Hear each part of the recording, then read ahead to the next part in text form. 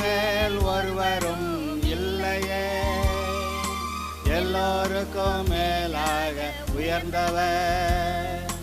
உமக்கு மேல் ஒருவரும் இல்லையே. அல்லேலூயா, அல்லேலூயா, அல்லேலூயா, ஆமென். அல்லேலூயா, அல்லேலூயா, அல்லேலூயா, ஆமென். ஒருவரால் சிருஷ்டிக்கப்படாமலே தாமாக என்றென்றும் இருப்பவர். ஒருவரால் சிருஷ்டிக்கப்படாமலே தாமாக என்றென்றும் இருப்பவர். அல்லேலூயா. பிள்ளைகள் கவனிங்க, கர்த்தர் கனத்துக்குரியவர், மகிமைக்குரியவர், எல்லா துதி ஸ்தோத்திரங்களுக்கும் உரியவர். சபை கனத்திற்குரியது, மகிமைக்குரியது. கர்த்தரையும் சபையையும் ஒவ்வொருவரும் எப்போதும் கனம் பண்ண வேண்டும். கர்த்தர் மேலே கனம் குறையிற அன்னைக்கு வாழ்க்கையிலே தாழ்ந்து போக மனிதன் ஆரம்பித்து விடுவான். அதே போல் சபை மேல் இருக்கிற கனம் குறையும் போது கர்த்தரை பற்றிய அறிவு குறைய ஆரம்பித்து விடும். அதனால் எப்பயும் சபைக்கு வர்றப்ப சந்தோஷத்தோட உற்சாகத்தோட கர்த்தர் என் கூட பேச போகிறாரு, ஆண்டவரே உமக்கு நன்றி, நீங்கள் எங்கிட்ட பேசுங்க ஆண்டவரே அப்படின்னு உற்சாகத்தோடு வீட்டை விட்டு கிளம்பும்போது கிளம்பி வர வேண்டும். இங்கே சொல்லப்படுகிற ஒவ்வொரு வார்த்தையும் அன்பான தேவப்பிள்ளைகளே, வேத வசனங்கள், கர்த்தருடைய வார்த்தைகள், அது உங்களுக்கு பலிக்கும், அது உங்களுக்கு பலன் கொடுக்கும். அதனால் சர்ச்சை பற்றி ஒரு உயர்ந்த எண்ணம், கனமான எண்ணம் உங்களுக்குள் இருக்க வேண்டும். ஒரு சின்ன கோடு கூட தவறாக இருக்கக்கூடாது.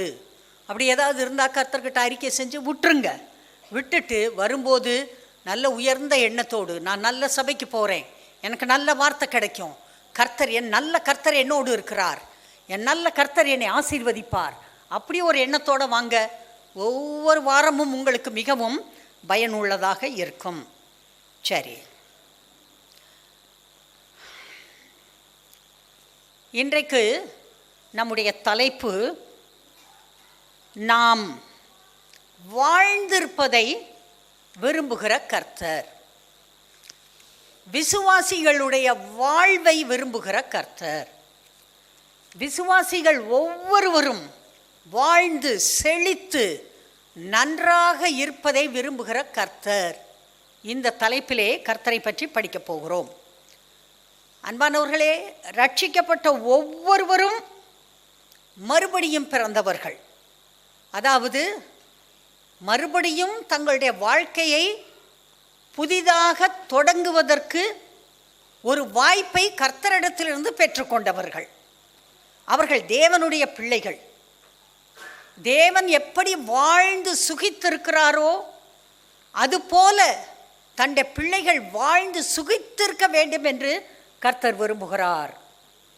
எந்த ஒரு நல்ல தகப்பனும் தன் பிள்ளை தன்னை விட மேலாக இருக்க வேண்டும் என்று விரும்புவது போல பல ஆயிரம் மடங்கு கோடி மடங்கு நல்ல தகப்பன் நாம் பல மடங்கு நன்றாக வாழ வேண்டும் என்று விரும்புகிறவர். என்மேல் விசுவாசமாய் இருப்பவன் நான் செய்ததையும் செய்வான், அதைவிட பெரிய காரியங்களை செய்வான். எப்பேற்பட்ட அருமையான தகப்பன் நம்முடைய தகப்பன். அவர் எப்போதும் நாம் நன்மையை மட்டும் அனுபவிக்க வேண்டும் என்று விரும்புகிறார். பைபிளில் போட்டிருக்கு, உங்கள் பிள்ளைகள் யாராவது உங்களிடத்தில் வந்து அப்பத்தை கேட்டால் நீங்கள் கல்லை கொடுப்பீர்களோ, முட்டையை கேட்டால் தேளை கொடுப்பீர்களோ, மீனை கேட்டால் பாம்பை கொடுப்பீர்களோ? பொல்லாத மனிதர்கள் கூட தங்கள் பிள்ளைகளுக்கு நல்லதை கொடுக்க அறிந்திருக்கும் போது பரமபிதா நன்மையானவைகளை உங்களுக்கு கொடுப்பது அதிக நிச்சயம் அல்லவா? அவர் நன்மையை கொடுப்பார், வாழ்வை கொடுப்பார், செழிப்பை கொடுப்பார், அவர் உற்சாகத்தை கொடுப்பார், உயர்வை கொடுப்பார். கர்த்தர் அதற்காகத்தான் நம்மை இந்த பூமியிலே வைத்திருக்கிறார். அவருக்கு சாட்சியாக அவருடைய பிள்ளைகள் வாழ்வது, வெற்றியோடு இருப்பது, இதுதான் கர்த்தருடைய விருப்பம். சொந்த குமாரன் என்றும் பாராமல் அவரையே உங்களுக்காக கொடுத்தவர். அவரோடு கூட மற்ற எல்லாவற்றையும் அருளாதிருப்பது எப்படி? அவரோடு கூட, இயேசுவோடு கூட எல்லா ஆசீர்வாதங்களையும் தேவன் நமக்கு கொடுக்கிறார். அவர் இல்லாமல் ஆசீர்வாதம் இல்லை. அவரோடு கூட சேர்ந்துதான் ஆசீர்வாதங்கள். கடையில் போய் கேட்குறப்ப சொல்கிறான், ஒன்று வாங்கினா ஒன்று இலவசம். அவன்கிட்ட போய், ஐயா அந்த ஒன்று வாங்கலை, அந்த ஒன்று இலவசம் கொடுப்பீங்கள்ல, அதை மட்டும் கொடுங்கன்னு சொன்னாக்க கடைக்காரன் என்ன செய்வான்? வெளியே இருக்க வாட்ச்மேனை கூப்பிடுவான். கூப்பிட்டு இந்த நாளுக்க கொஞ்சம் வெளியே கூட்டிக்கொண்டே தூரமாக விட்டுட்டுவான், ஒன்றும் சரியில்லைன்னு சொல்லிடுவான். அட மனுஷர்களே இப்படி செய்கிறார்களே. கர்த்தர் என்ன செய்வார்? எனக்கு ஆசீர்வாதம் மட்டும் வேணும், ஆனால் கடவுள் வேணாம், அவர் கொஞ்சம் ஒதுங்கி இருந்துக்கட்டும், ஆனால் எனக்கு கொடுக்குற எல்லா ஆசீர்வாதம் கொடுங்கனாக்க ஆண்டவர் சொல்லுவார், கையையும் காலையும் கட்டி புறமான இருளிலே கொண்டு போய் போட்டு விட்டு வாருங்கள்னு சொல்லிடுவார். எல்லாமே கர்த்தரோடு கூட சேர்ந்து நமக்கு கொடுக்கப்படுகிற ஆசீர்வாதங்கள், நன்மைகள். இதை எப்படி பெற்றுக்கொள்வது? கர்த்தர் கொடுக்கின்ற ஆசீர்வாதங்களை எப்படி பெற்றுக்கொள்வது? அதற்காக தேவன் நமக்கு பல உதவிகளை வைத்திருக்கிறார். என்னென்ன வைத்திருக்கிறார்? அவருடைய நாமத்தை நமக்கு கொடுக்கிறார். என் நாமத்திலே விசுவாசம் உள்ளவர்களால் நீங்கள் எதை கேட்டாலும் பெற்றுக்கொள்வீர்கள். எதையும் கேட்கலாம். உங்களுடைய வாழ்க்கைக்கு என்ன தேவையோ அதை அவருடைய நாமத்திலே கேட்கலாம். அவருடைய நாமத்தை கொடுத்திருக்கிறார். அடுத்து அவருடைய இரத்தத்தை நமக்கு கொடுத்திருக்கிறார். குற்ற உணர்வோடும் தாழ்வு மனப்பான்மையோடும் நாம் இருக்க வேண்டிய அவசியம் இல்லை. சாத்தான் எப்போதோ நடந்த காரியங்களை கொண்டு வந்து ஞாபகப்படுத்துவான். நீ இப்படி செஞ்ச, அப்படி செஞ்ச, அதனால தான் உனக்கு ஆசீர்வாதம் இல்லை. இல்லை, இயேசு கிறிஸ்துவின் இரத்தம் சகல பாவத்தையும் நீக்கி உங்களை சுத்திகரிக்கும். எல்லாம் சுத்திகரிக்கும். முதுகுக்கு பின்னால் எரிந்து போட்டேன், சமுத்திரத்தின் ஆழத்தில் போட்டேன், அவைகள் இனி நினைக்கப்படுவதில்லை, அப்படியெல்லாம் ஆண்டவர் சொல்லியிருக்காரு. அவருடைய இரத்தம் உங்களுக்கு கொடுக்கப்பட்டிருக்கிறது. அடுத்து அவருடைய வல்லமை, அவருடைய அதிகாரம், அவருடைய அபிஷேகம் அதற்குள் இருக்கிறது. தைரியமாக சொல்லலாம், போ அப்பாலே போ சாத்தானே. இயேசு சொன்னார், போயிட்டானே, விட்டுட்டு போயிட்டானே பிசாசு, துரத்தி விட்டார் என்று பார்க்கிறோம். அதை கர்த்தர் உங்களுக்கு அந்த அதிகாரத்தை கொடுத்திருக்கிறார். அடுத்து தேவ தூதர்களுடைய காவலை நமக்கு கொடுத்திருக்கிறார். பாதம் கூட கல்லில் இடராதபடி அவர்கள் உங்களை தங்கள் கரங்களில் ஏந்தி கொண்டு போவார்கள். தூதர் காவல் உண்டு. என்ன, நம்ம அந்த கண்ணில் புறக்கண்களில் பார்க்க முடியல. அந்த தேவதூதர்கள் ஆவி மண்டலத்தை சேர்ந்தவர்கள். எப்போதும் நமக்காக கர்த்தர் கொடுத்திருக்கிற தேவதூதன் அவரை தரிசித்து கொண்டிருக்கிறான். கர்த்தர் எத்தனை 100 தடவை அவனை அனுப்பி நமக்கு காவல் கொடுத்தாரோ நமக்கு தெரியாது. ஆனால் கர்த்தர் தேவதூதர்களுடைய உதவியை நமக்கு கொடுத்திருக்கிறார். நூற்றுக்கணக்கான வாக்கு தத்தங்கள் வேதாகமத்திலே எழுதப்பட்டிருக்கிறது நமக்கு உதவி செய்ய. நாம் அதை படித்து புரிந்து கொண்டு அதை கேட்க வேண்டும்.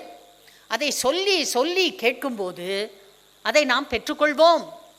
கர்த்தரால் கொடுக்காமல் இருக்கவே முடியாது. ஆண்டவரே, பைபிள் எப்படி எழுதியிருக்கல, இதன்படி எனக்கு ஆசீர்வாதத்தை கொடுங்க, இதன்படி எனக்கு நன்மை செய்யுங்க.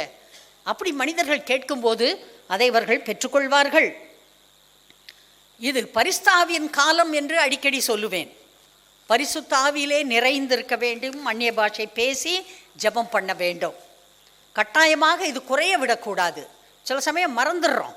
மறந்துட்டு அந்நிய பாஷை பேசாமல் நாட்களை கடத்துறாங்க, சிலர் மாதங்களை கடத்துறாங்க, சிலர் வருடங்களை கடத்திடுறாங்க. ஆனால் பைபிள் சொல்லுது, பரிசுத்த ஆவி உங்களிடத்தில் வரும்போது நீங்கள் பெலன் அடைந்து, அப்போ தான் பெலன். ஆவியின் அபிஷேகம் நமக்காக கொடுக்கப்பட்டிருக்கிறது, உதவிக்காக. பரலோகத்து நன்மைகள் எல்லாவற்றையும் ஆவியானவர் தான் கொண்டு வந்து நம்மேல் குவிக்கிறார். இந்த ஜனங்கள்கிட்ட இளைத்தவனை இளைப்பார பண்ணுகிறது அந்நிய பாஷை என்று நான் எத்தனை தடவை சொன்னாலும் இவர்கள் கேட்க மாட்டோம் என்கிறார்கள். அப்படியே பைபிள் சொல்லுது. இளைத்தவனை இளைப்பார பண்ணுகிறது. நாம் இளைத்து போய்விட்டோம். போராட்டங்கள் நம்மை இளைக்க பண்ணிவிட்டது. மனம் இளைத்து போய்விட்டது. நம்முடைய பணம் இளைத்து போய்விட்டது. சுகம் இளைத்து போய்விட்டது. குடும்பம் இளைத்து போய்விட்டது. சில நேரங்களிலே நம்முடைய பிள்ளைகள், வாழ்க்கைப்பட்டு போன பிள்ளைகள் மிகவும் கஷ்டத்தை அனுபவித்து வாழ்க்கையிலே இளைத்து போய் கிடக்கிறார்கள். இவர்களை எப்படி தூக்கி விடுவது? என்ன செய்வது? அந்நிய பாஷையை, பரிசுத்தாவியை நிறைந்து ஜெபிப்பது. நீங்கள் ஜெபம் பண்ணி பாருங்க. அந்நிய பாஷையில் உட்காந்து ஜெபம் பண்ணி பாருங்க. நிச்சயமாக வெகு சீக்கிரத்தில் நீங்கள் நன்மைகளை காண்பீர்கள். இளைத்தவனை இளைப்பார பண்ணும், இளைப்பை நீக்கும், ஜெயத்தை கொடுக்கும். அதுதான் அபிஷேகம். அன்பான தேவ பிள்ளைகளே, கர்த்தர் வாழ்ந்திருக்கிறார். எல்லாரும் சொல்லலாம், கர்த்தர் வாழ்ந்திருக்கிறார். நானும் வாழ்ந்திருப்பதை கர்த்தர் விரும்புகிறார். கர்த்தரை மனுஷருடைய லெவலுக்கு இறக்கக்கூடாது. மனிதர்கள் பார்த்து போட்டி பொறாமையெல்லாம் படுவான். ஆனால் கர்த்தர் அப்படி இல்லை. கர்த்தர் சொல்வார், வா மேலே ஏறி வா, என் கூட உக்காரு, என்னோட இரு, என்னோட சாப்பிடு. அதுதான் கர்த்தர். கர்த்தர் கதவை தட்டுறாரு. திறந்தால் உள்ளே வருவார், தங்குவார், போஜனம் பண்ணுவார், கூட உட்கார்ந்துருவார். அவ்வளோ நல்ல கர்த்தர். அவர் நம்மை உயர்ந்தவர்களாக எண்ணுகிறார். அவருக்கு சமமாக நம்மை வைத்திருக்கிறார். நம்மை போல மனிதனை உண்டாக்குவோமாக அப்படி சொல்லி உண்டாக்குனார். அதனால் நாம் சாதாரணப்பட்டவர்கள் அல்ல. கொஞ்சம் நம்ம இந்த பழைய மூளையை கழுவிட்டு அனுதினமும் சரியாக்கணும், சொல்லணும். என்னோடு இருப்பவர் பெரியவர், அவர் எனக்காக எல்லாவற்றையும் செய்து முடிப்பார், அப்படி பேசணும். பிறகு 3 யோவான் 2வது வசனம், 3 யோவான் 2ஆம் வசனம் சொல்லுகிறது, பிரியமானவனே, உன் ஆத்துமா வாழ்கிறது போல நீ எல்லாவற்றிலும் வாழ்ந்து சுகமாய் இருக்கும்படி வேண்டுகிறேன். பிரியமானவனே, ரட்சிக்கப்பட்ட பிள்ளையே, உன் ஆத்துமா வாழ்கிறது போல நீ எல்லாவற்றிலும் வாழ்ந்து சுகமாயிருப்பதை. எல்லாவற்றிலும்னா என்ன? ஆவியிலே, ஆத்மாவிலே, சரீரத்திலே, குடும்பத்திலே, சமுதாயத்திலே, தொழிலில், வேலையில், கைகளின் பிரயாசங்களில், மன நிம்மதியில், உற்சாகத்தில், தைரியத்தில், பலத்தில், எல்லாவற்றிலும் கர்த்தருடைய பிள்ளைகள் வாழ்ந்து சுகமாயிருப்பதை கர்த்தர் விரும்புகிறார். ஆத்துமா வாழ்கிறது போல உங்களுக்குள்ள இருக்கிற ஸ்பிரிட் மேன், அவன் வாழ்ந்திருக்க வேண்டும். அவனுக்கு கொடுக்க வேண்டிய உணவை கொடுக்கணும். அவனை பட்டினி போட்டுட்டு அவன் வாழ்ந்திருக்கணும்னு சொல்லக்கூடாது. அவனுக்கு வேண்டிய ஆத்மீக ஆகாரம் வேத வசனங்கள், பைபிள். இதை படிக்கணும், இதில் நேரம் செலவழிக்கணும். சர்ச்சில் உட்காந்துருக்கிறப்ப பிரசங்கத்தை கவனிக்கணும். யார் யாருக்கு முடியுமோ ஒரு சின்ன பேப்பர், ஒரு நோட்டு வச்சுக்கிட்டு குறிப்பெடுக்கணும். என்ன கர்த்தர் என்னோடு பேசினார், வாரம் முழுசும் தியானிக்கலாம். பாருங்கள், இந்த ஆத்மா வாழ்ந்திருப்பது போல நீங்கள் எல்லாவற்றிலும் வாழ்ந்து சுகமாய் இருப்பதை கர்த்தர் விரும்புகிறார். அன்பான தேவ பிள்ளைகளே, இதற்காக தான் கர்த்தர் சபைகளை வைத்திருக்கிறார். பூமியிலே சபை எதற்காக இருக்கிறது? ஆத்துமாக்கள் வாழ்ந்து செழித்திருப்பதை சொல்லிக் கொடுப்பதற்காக சபை இருக்கிறது. சபை இந்த வனாந்தர வாழ்க்கையிலே எகிப்து தேசத்திலிருந்து அழைத்து கொண்டு சாப்பாடும் தண்ணியும் இல்லாத தேசத்தில் கர்த்தர் அந்த ஜனங்களை நடத்தினாரே, அதுபோல உங்களை எப்படியாவது நடத்துவார். அப்படி சொல்கிறதுக்கு சபை வேணுமா?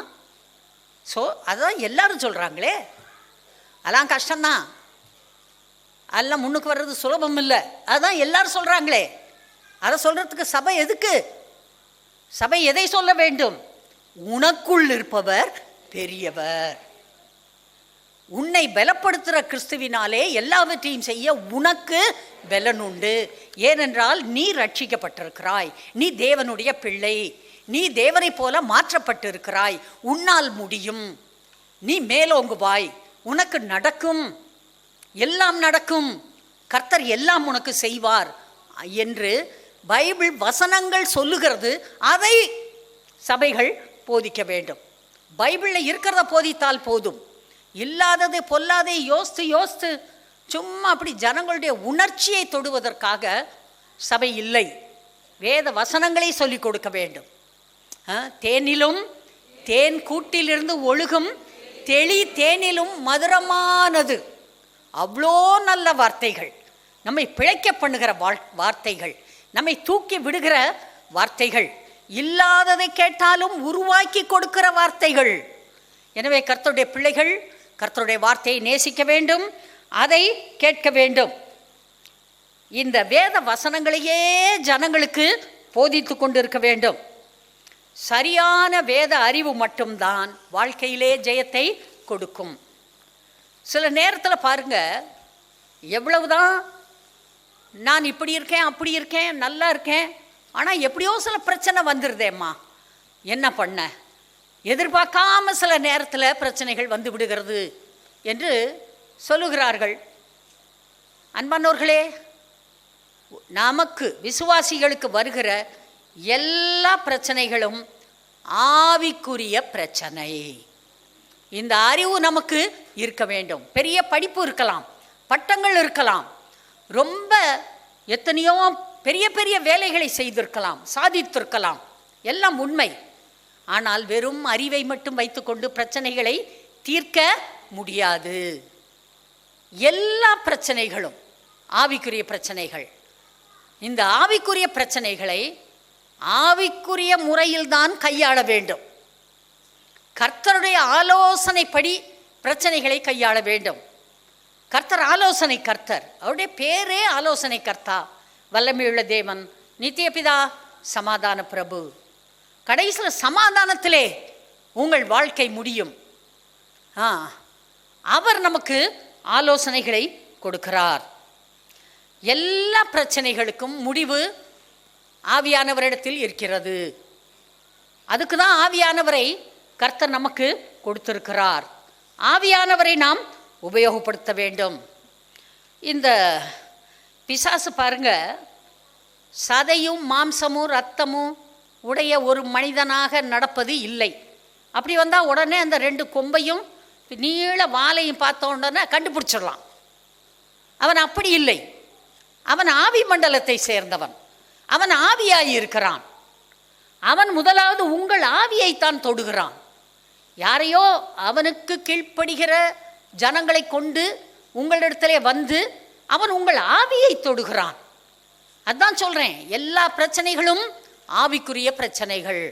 இந்த ஆவிக்குரிய பிரச்சனைகளை ஆவிக்குரிய ரீதியில் மட்டும்தான் நம்மால் ஜெயிக்க முடியும். எடுக்கலாம் 2 கொரிந்தியர் 10வது அதிகாரம். 2 கொரிந்தியர் 10ஆம் அதிகாரம் 3-4 வசனங்கள். இதிலே அப்போஸ்தலனாகிய பவுலை கொண்டு கர்த்தர் சபைக்கு சொல்லுகிறார், நாங்கள் மாம்சத்தில் நடக்கிறவர்களாயிருந்தும் மாம்சத்தின்படி போர் செய்கிறவர்கள் அல்ல. ஏதோ பிரச்சனை வர்றப்ப ஏதோ நம்ம இந்த இயற்கை மண்டலத்தில் ஒரு மாம்ச சரீரத்தோடு நடந்து கொண்டு இருக்கிறோம். இதன்படி நாம் ஏதாவது செஞ்சிடலாம். இந்த பிரச்சனையை தீர்க்கிறதுக்கு ஏதாவது சண்டையை போட்டு பார்க்கலாம், அடிதடியை செஞ்சு பார்க்கலாம், ஏதாவது ஒரு கலாட்டாவை அவங்க வீட்டில் போய் பண்ணி விட்டுட்டு வந்துடலாம், பிரச்சனை தீர்ந்து போயிடும். ஜனங்கள் நினைக்கிறாங்க, இல்லை இதெல்லாம் உதவாது, பஞ்சாயத்து போய் ஒரு 10 பேரை கூப்பிடு, பஞ்சாயத்து பண்ணுங்க, இதை எப்படி தீர்க்கலாம். இப்படிலாம் தீர்க்கவே முடியாது. பிரச்சனைகளை மாம்ச ரீதியிலே நம்மால் தீர்க்கவே முடியாது. நாங்கள் மாம்சத்தில் நடக்கிறவர்களாயிருந்தும் மாம்சத்தின்படி போர் செய்கிறவர்கள் அல்ல. விசுவாசி மாம்சத்தின்படி போர் செய்கிறவர்கள் அல்ல, செய்ய முடியாது. எங்களுடைய போராயுதங்கள் மாம்சத்துக்கு ஏற்றவைகளாய் இராமல் அரண்களை நிர்மூலமாக்குகிறதற்கு தேவ பலமுள்ளவைகளாய் இருக்கிறது. எப்படிப்பட்ட போராயுதத்தை கர்த்தர் கொடுத்திருக்கிறார்? அரண்களை நிர்மூலமாக்குவதற்கு. நம்மை சுற்றி நாமே போட்டு வைத்திருக்கிற அரண் கோட்டை, நம்மை சுற்றி நம்முடைய உறவினர்கள் போட்டு வைத்திருக்கிற கோட்டை, அரண். பிசாசு போட்டு வைத்திருக்கிற அரண் நம்முடைய எண்ண கோட்டைகள். எண்ணத்திலே எனக்கு முடியாது, நான் பாவம், எனக்கு படிப்பில்லை, எனக்கு நல்ல குடும்பம் இல்லை, என்கிட்ட பணம் இல்லை, எனக்கு சுகம் இல்லை, எனக்கு இது இல்லை, அது இல்லை, இல்லை இல்லை இல்லை, அப்படி பேசி பேசி ஏதோ கோட்டையை கட்டி வைத்திருக்கிறோமே, அந்த எண்ண கோட்டைகளை நிர்மூலமாக்குவதற்கு தேவ பலமுள்ள ஆயுதங்களை கர்த்தர் நமக்கு கொடுத்திருக்கிறார். அல்லேலூயா. எல்லாரும் சொல்லலாம், தேவ பலமுள்ள ஆயுதங்களை கர்த்தர் எனக்கு கொடுத்திருக்கிறார். அவைகளால் நாங்கள் தர்க்கங்களையும் தேவனை அறிகிற அறிவுக்கு விரோதமாய் எழும்புகிற எல்லா மேட்டிமையையும் நிர்மூலமாக்கி எந்த எண்ணத்தையும் கிறிஸ்துவுக்கு கீழ்ப்படிய சிறைப்படுத்துகிறவர்களாய் இருக்கிறோம். நான் சொன்னேன், எல்லா பிரச்சனையும் ஆவிக்குரிய பிரச்சனை. இந்த ஆவிக்குரிய பிரச்சனை வந்து தாக்குறது நம்முடைய சிந்தையை. இந்த சிந்தை சொல்லுகிறது, மனம் சொல்லுகிறது, எண்ணங்கள் சொல்லுகிறது, நினைவுகள் சொல்லுகிறது, இது நடக்காது, இது கூடாது, இது முடியாது, இது தெரியாது, உன்னால் கூடாது, அது சொல்லுது. ஆனால் அந்த எல்லாவற்றையும் உங்களால் அன்பானவர்களே எந்த எண்ணத்தையும் கிறிஸ்துவுக்கு கீழ்ப்படிய சிறைப்படுத்த முடியும்.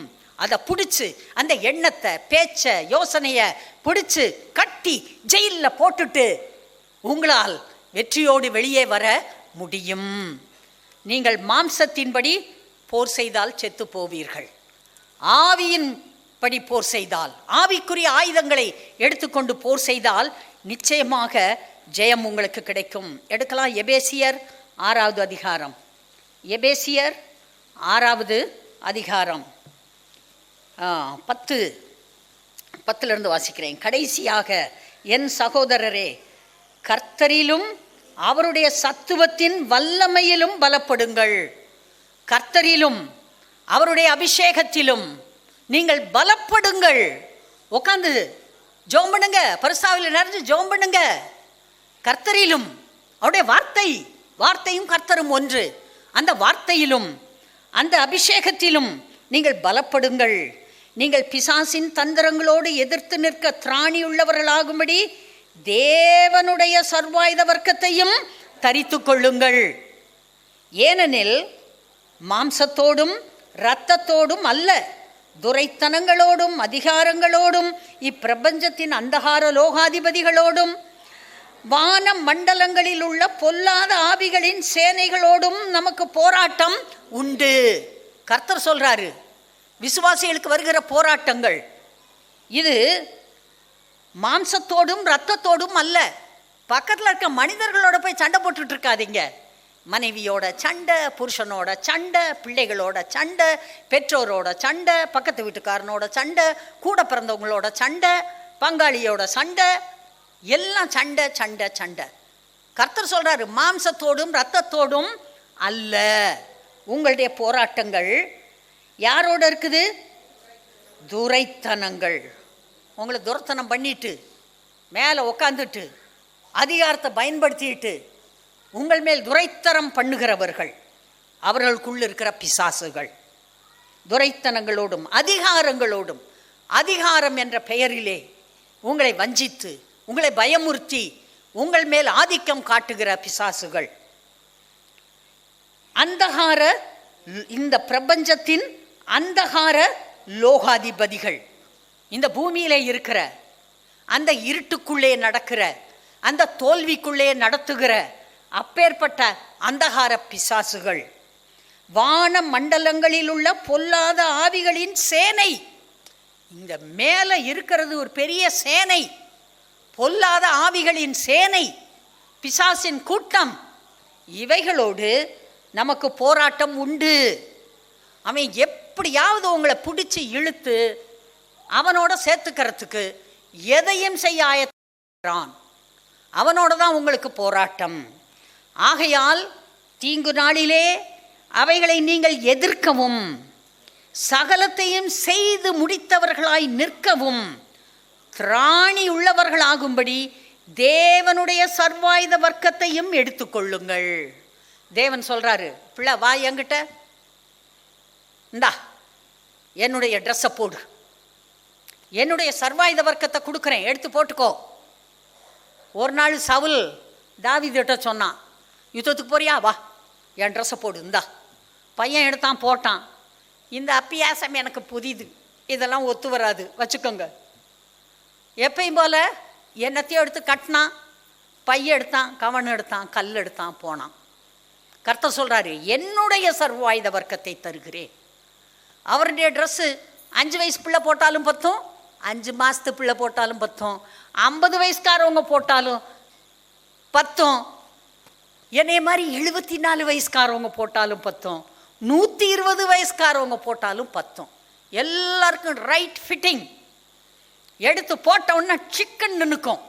கர்த்தர் சொல்கிறாரு, என்னுடைய சர்வாயுத வர்க்கத்தை எடுத்துக்கொள்ளுங்கள். சத்தியம் என்னும் அறை கச்சையை உங்கள் அறையிலே கட்டினவர்களாயும். எல்லாரும் சொல்லலாம், சத்தியம் மாறாதது, கர்த்தருடைய வார்த்தை சத்தியம். அதை எடுத்து நல்லா டைட்டாக அறையில் கட்டு, இடுப்பில் நல்லா கட்டு, பெல்ட்டை கட்டுற மாதிரி. பேண்ட்டை போட்டு பெல்ட்டை போடாமல் கையிலே பிடிச்சிக்கிட்டு இருந்தா எப்படி இருக்கும்? நடக்கிறப்ப உருவி கீழே விழுந்தா அதை விட கேவலம். கர்த்தர் சொல்ல, எடுத்து டைட்டாக கட்டு. சத்தியம் வார்த்தை, என்னுடைய வேத வசனம் உனக்கு உன்னை கட்டி வச்சிருக்கியா? அதை பேசுறியா? அதை சொல்றியா? டைட்டாக போட்டிருக்கியா? எல்லா நேரத்திலும் சத்தியம். நீதி என்னும் மார்க்கவசத்தை தரித்தவர்களாயும். அவருடைய மார்க்கவசம் நீதி, அதை நமக்கு கொடுத்திருக்கிறார். வாங்கி போடு.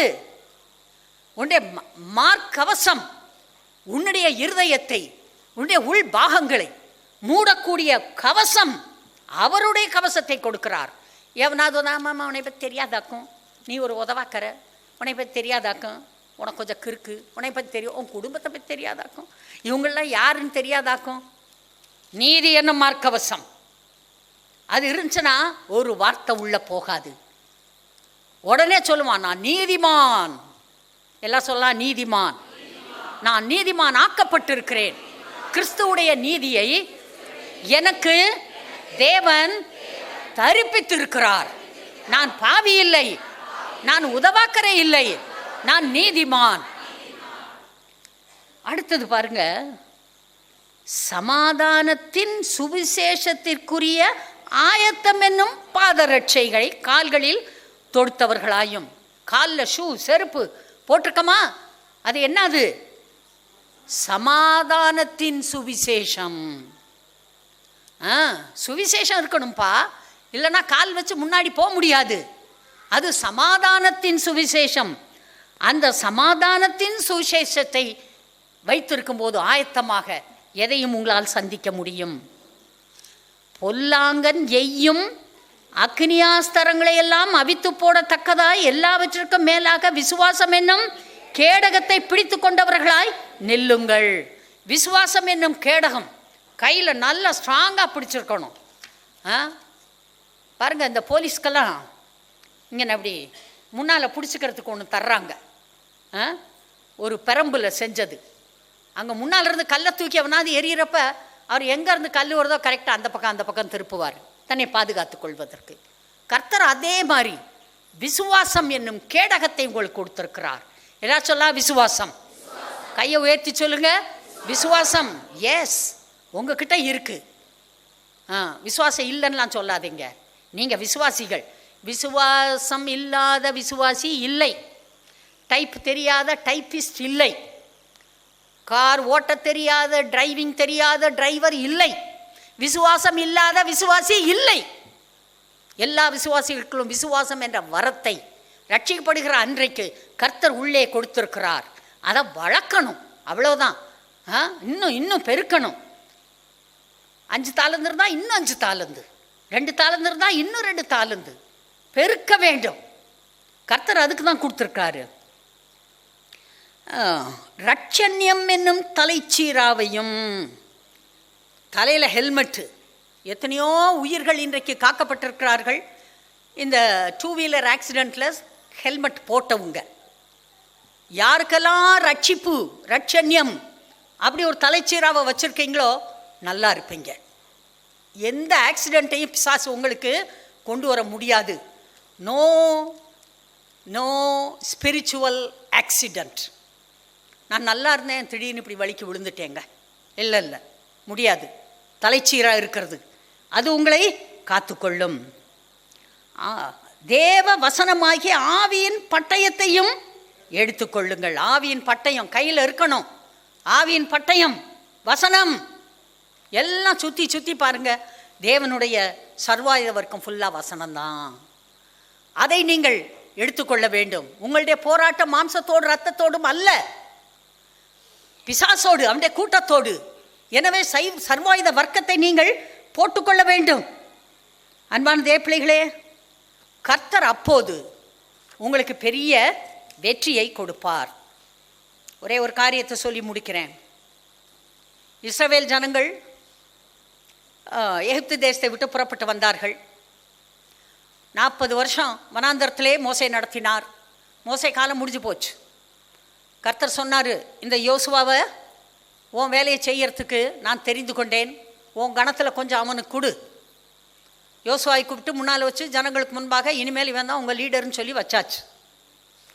அடுத்து கர்த்தர் அவன்கிட்ட பேசிட்டார், இந்தப்பா யோசுவா, மோசே செஞ்ச வேலையை நீ செய்ய போகிற. நீ என்ன செய்ய வேணும்? நியாயப்பிரமாண புஸ்தகம் உன் வாயை விட்டு பிரியாமல் இருக்க வேண்டும். என் வசனத்தை பேசு, நான் சொல்கிறத பேசு. இதையே பேசினாக்க நீ ஜெயமெடுப்பாய். எல்லாம் வந்து கிடக்காங்க, அப்படியே பரவி கிடக்கிறாங்க கூட்டம் கூட்டமாக இஸ்ரவேல் ஜனங்கள். முன்னாலே எரிகோ பட்டணம். எரிகோ ஒரு பெரிய பட்டணம். எரியோவுக்கு போகிற வழியில் திருடன்லாம் அடித்தான் பிடிச்சான்லாம் நம்ம ஓமையில் ஏசுநாதர் சொல்லியிருக்காரு. அது அடைத்து கிடக்கிறது. இப்போ இந்த எரிகோ கோட்டையை எப்படி உடைக்கிறது? ஒரே சமயத்தில் 8 கார் மேலே ஓடக்கூடிய அளவு பெரிய அகலமான செவுரு. சும்மா நீங்கள் நம்ம வீட்டு காம்பவுண்ட் வால் மாதிரி நினச்சிடாதீங்க. நம்ம வீட்டு காம்பவுண்ட் வாலை கையிலேயே குத்தி இடிச்சு போடலாம். அது மேலே 8 கார் போகுது. அது எப்படி விழுகும்? கர்த்தர் சொன்னார், யோசுவா ஜனங்களை கூப்பிடு, 7 நாள் அதை சுற்ற போகிறீங்க. முதல் நாள் ஒரு தடவை சுற்றணும். மனுஷர் யாரும் பேசக்கூடாது, கப் சிப் வாயை மூடிக்கணும் எல்லாரும். முதல்ல பார்த்தீங்கன்னாக்க யுத்த சன்னத்தர்கள் சோல்ஜர்ஸ் நடக்கணும். முதல்ல சோல்ஜர் நடக்கணும். அடுத்தது 7 ஆசாரியர்கள் எக்காலங்களை எடுத்துக்கிட்டு ஊதிக்கிட்டே போகணும். ஊரை சுற்றி முடிக்கிற வரைக்கும் இவன் ஊதிக்கிட்டே இருக்கணும். முன்னால் நடக்கிறவனும் பேசக்கூடாது.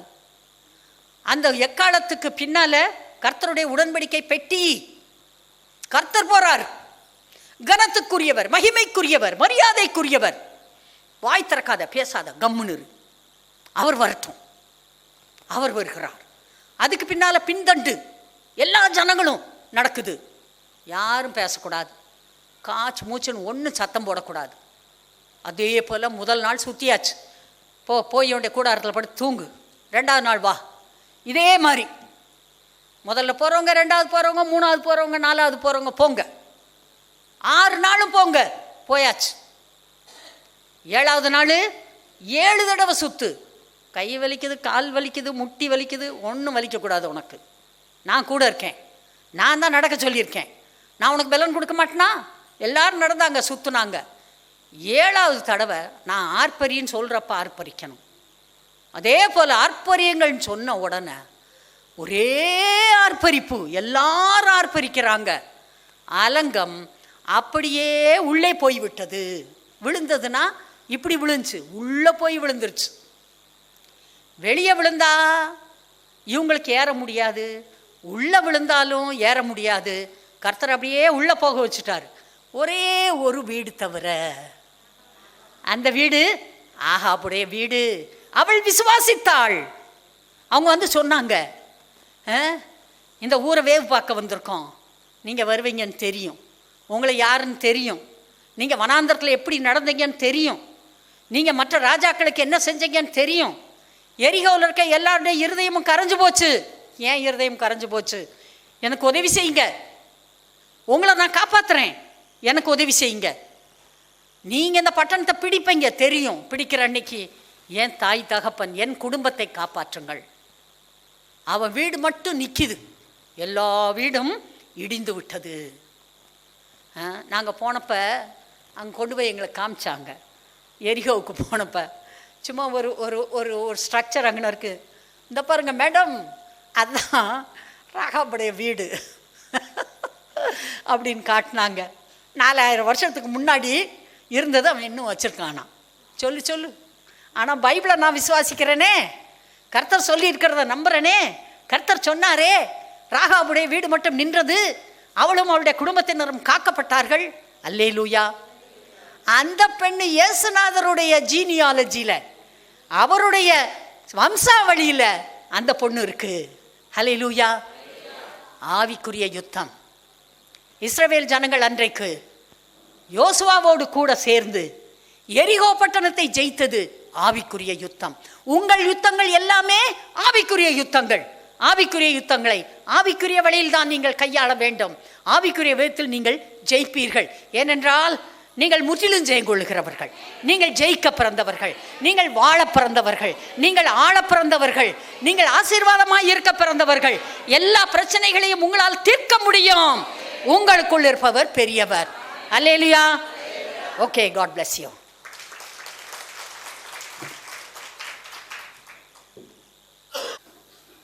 நான் ஏற்கனவே சொன்னது இன்னொரு முறை சொல்லுகிறேன். தேவன் எப்பொழுதெல்லாம் உங்களிடத்திலே வருகிறாரோ, அல்லது நீங்கள் எப்பொழுதெல்லாம் கர்த்தரிடத்திலே வருகிறீர்களோ, அப்பொழுது எல்லா நேரத்திலும் தேவன் உங்களுக்கு நன்மையானதை பேசுகிறார். இந்த உலகம் முழுவதும் பாவத்துக்குள்ளே கிடக்கிறதுனால பிசாசு அந்த பாவிகள் மூலமாய் உலகத்தை தன்னுடைய கட்டுப்பாட்டுக்குள்ளே வைத்திருக்கிறான். உலகம் அந்தகாரத்துக்குள் கிடக்கிறது, பாவத்துக்குள் கிடக்கிறது,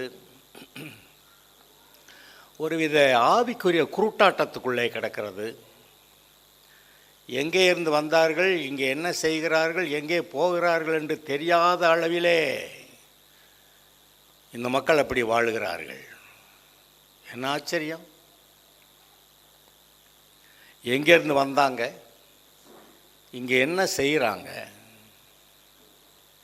இனிமேல் எங்கே போகிறாங்கன்னு தெரியாமல் இந்த உலகம் இருக்கிறது. அதுதான் சொல்கிறேன், ஆவிக்குரிய குருட்டாட்டம்.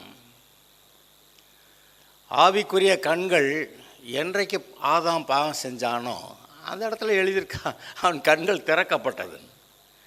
ஐயா, கண்ணு திறந்தா இப்படியா இருப்பாங்கன்னா, அது திறந்தது பாவ கண்கள், பாவ இச்சையான கண்கள். ஆனால் அன்றைக்கு அவன் பாவம் செய்தனால அவனுடைய மனக்கண் குருடாகி விட்டது.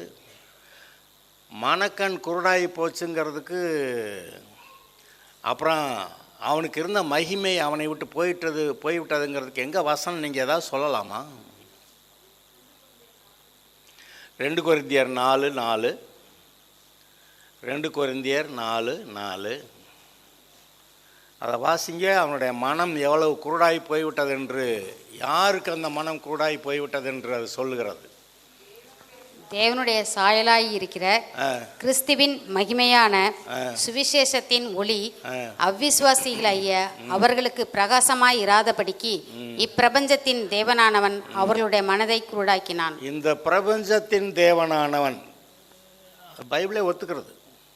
இந்த பிரபஞ்சம், இந்த உலகத்தோடைய தேவன், இந்த பிசாசு, அவர்களுடைய மனதை குருடாக்கினான். ஆனால் பாவம் செய்தப்போ பாவக்கண்கள் திறந்தது. பாவக்கண்கள் திறந்தவொன்னே ஐயையோ நிர்வாணமாக இருக்குமே, கேவலமாக இருக்கேன்னு சொல்லி அத்தியால் எடுத்து தச்சுக்கிட்டு இருக்கேன். அது வரைக்கும் கேவலமும் தெரியாது, ஒன்றும் தெரியாது. ஐயையோ நிர்வாணமாக இருக்கமே அப்படியெல்லாம் அவன் நினைக்கல. பாவம் செஞ்சான், உடனே அவனுக்கு இருந்த மகிமை அவனை விட்டு எடுபட்டது. அதுக்கு வசனம்,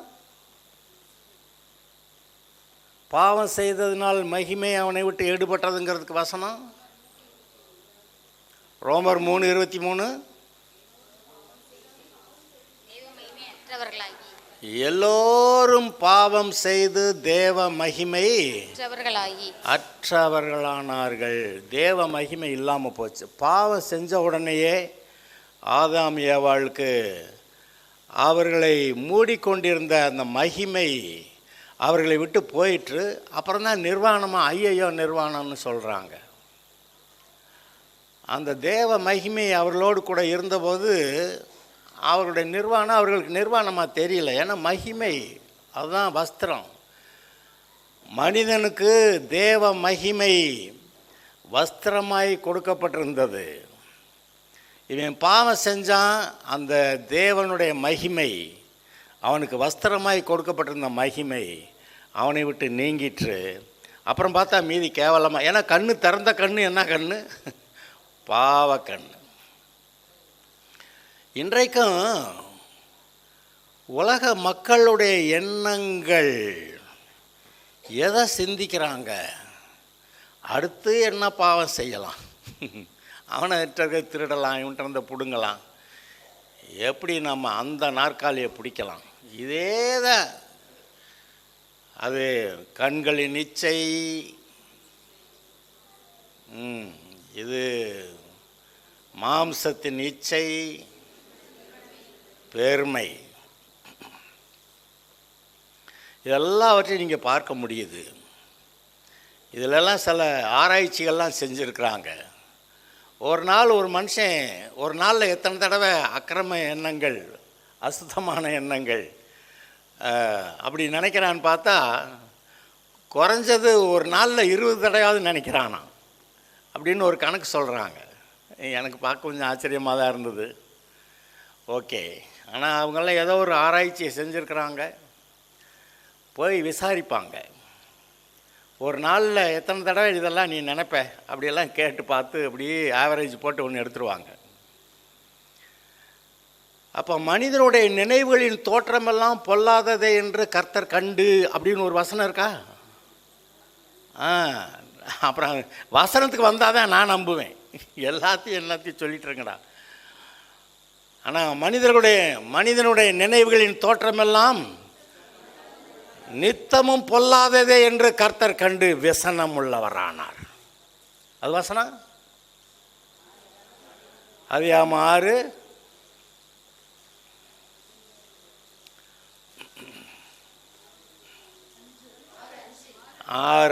வாசிங்க. மனுஷனுடைய அக்கிரமம் பூமியிலே பெருகினது என்றும் அவன் இருதயத்தின் நினைவுகளின் தோற்றமெல்லாம் நித்தமும் பொல்லாததே என்றும் கர்த்தர் கண்டு மனிதன் தன்னுடைய என்னத்தை நாசமாக்கி கொண்டிருந்தான். என்ன அது பின்னாடி 4 வசனம் தள்ளி, தாம் பூமியிலே மனுஷனை உண்டாக்கினதற்காக. அதுக்கடுத்து 2 வசனம் தள்ளி போங்க. அப்பொழுது மனிதன் தன்னுடைய கெடுத்து கொண்டு, அப்பொழுது கர்த்தர், நான் சிருஷ்டித்த மனுஷனை பூமியின் மேல் வைக்காமல் மனுஷன் முதற்கொண்டு மிருகங்கள், ஊரும் பிராணிகள், ஆகாயத்து பறவைகள் பரியந்தமும் உண்டாயிருக்கிறவைகளை நிகிரகம் பண்ணுவேன். சரி, போறோம். நான் அவர்களை உண்டாக்கினது எனக்கு 11 12 எல்லாரும் வாசிங்க. 11 6 11 12. பூமியானது தேவனுக்கு முன்பாக சீர்கெட்டதுன்னா என்னது? ஒரு சீரா, ஒரு அளவா, ஒரு நல்ல ஒரு நிலைமையில் இல்லை. பூமி கொடுமையினால், இப்போ பூமியை பாருங்கள், எல்லாம் நல்லா தெரியும், கொடுமையினால் நிறைந்திருந்தது. தேவன் பூமியை பார்த்தார், இதோ அது சீர்கெட்டதாக இருந்தது. மாம்சமான யாவரும் பூமியின் மேல் தங்கள் வழியை கெடுத்து கொண்டிருந்தார்கள். இதாங்க இன்றைக்கி நடக்குது. இப்படிப்பட்ட பூமியில், இப்படிப்பட்ட உலக மக்களிடத்திலிருந்து கர்த்தர் உங்களை பிரித்தெடுத்து தமது இரத்தத்தால் கழுவி மீட்டெடுத்து, நீங்கள் என்னுடைய பிள்ளைகள் என்று பரிசுத்த ஆவியினால் முத்திரையிட்டு, நீங்கள் பரலோகத்தின் பிள்ளைகள் என்று ஜீவ புஸ்தகத்திலே பெயர் எழுதி, அவர் தம்முடைய ஆவியினாலே உங்களை வழி நடத்துகிறார். எவர்கள் தேவனுடைய ஆவியினாலே நடத்தப்படுகிறார்களோ அவர்கள் தேவனுடைய புத்திரராக இருக்கிறார்கள். அப்போ நம்ம கர்த்தருடைய ஆவியானவரால் வழி நடத்தப்பட நாம் அதிகமாய் இடம் கொடுக்க வேண்டும். ரட்சிக்கப்பட்ட உடனே கொஞ்சம் நம்மள தெளிவாக தான் இருந்தது. அப்புறம் போக போக எதையோ கேட்டு அதையும் இதையும் கேட்டு நம்முடைய வாழ்க்கையில் உலகத்தில் கொஞ்சத்தை ஏற்றுக்கொள்கிற மாதிரி நிலைமை வந்தபோது பெரிய நஷ்டங்கள் எல்லாம் வந்துருச்சு. நீங்கள் பைபிள்லே பார்த்தீங்கன்னா பைபிள் வரலாறு ஆபிரகாம், ஈசாக்கு, யாக்கோபு, அதில் யோசேப்பு எகிப்துக்கு போனது, அப்புறம் பின்னாடியே யாக்கோபு வம்சத்தார் எல்லோரும் மொத்தம் 70 பேர் எகிப்துக்கு போனது. அங்கே 400 வருஷமா 430 வருஷமா சரி அந்த வருஷங்கள் கழித்து அவர்கள் வந்தது. வனாந்தர வாழ்க்கை, அங்கே அவர்கள் கன்றுக்குட்டி செய்தது. அப்புறம் அந்த தலைமுறை போன பிறகு அடுத்த தலைமுறை பாலும் தேனும் ஓடுகிற தேசத்துக்கு வந்தது.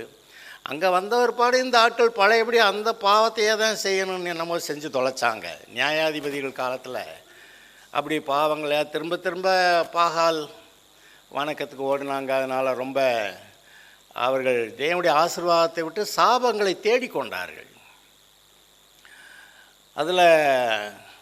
அதில் தான் பார்த்தீங்கன்னா ரூத் வந்து கர்த்தரை தேடி வந்ததுனால எப்படி ஆசீர்வாதமாக இருந்தா அப்படின்னு எழுதியிருக்கு.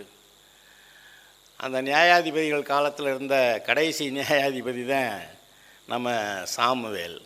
அப்புறம் 1 சாமுவேல் 2 சாமுவேல் ராஜாக்கள், அங்கே நாளாகம புஸ்தகமெல்லாம் வாசிக்கிறீங்க.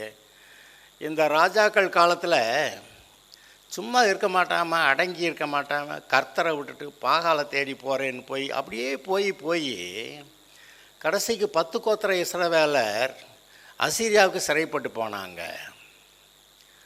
அப்புறம் கொஞ்ச நாள் கழித்து 100 வருஷம் கழித்து எருசலேமும் இதில் இருந்தவங்களும் சிறைப்பட்டு பாபிலோனுக்கு போனாங்க.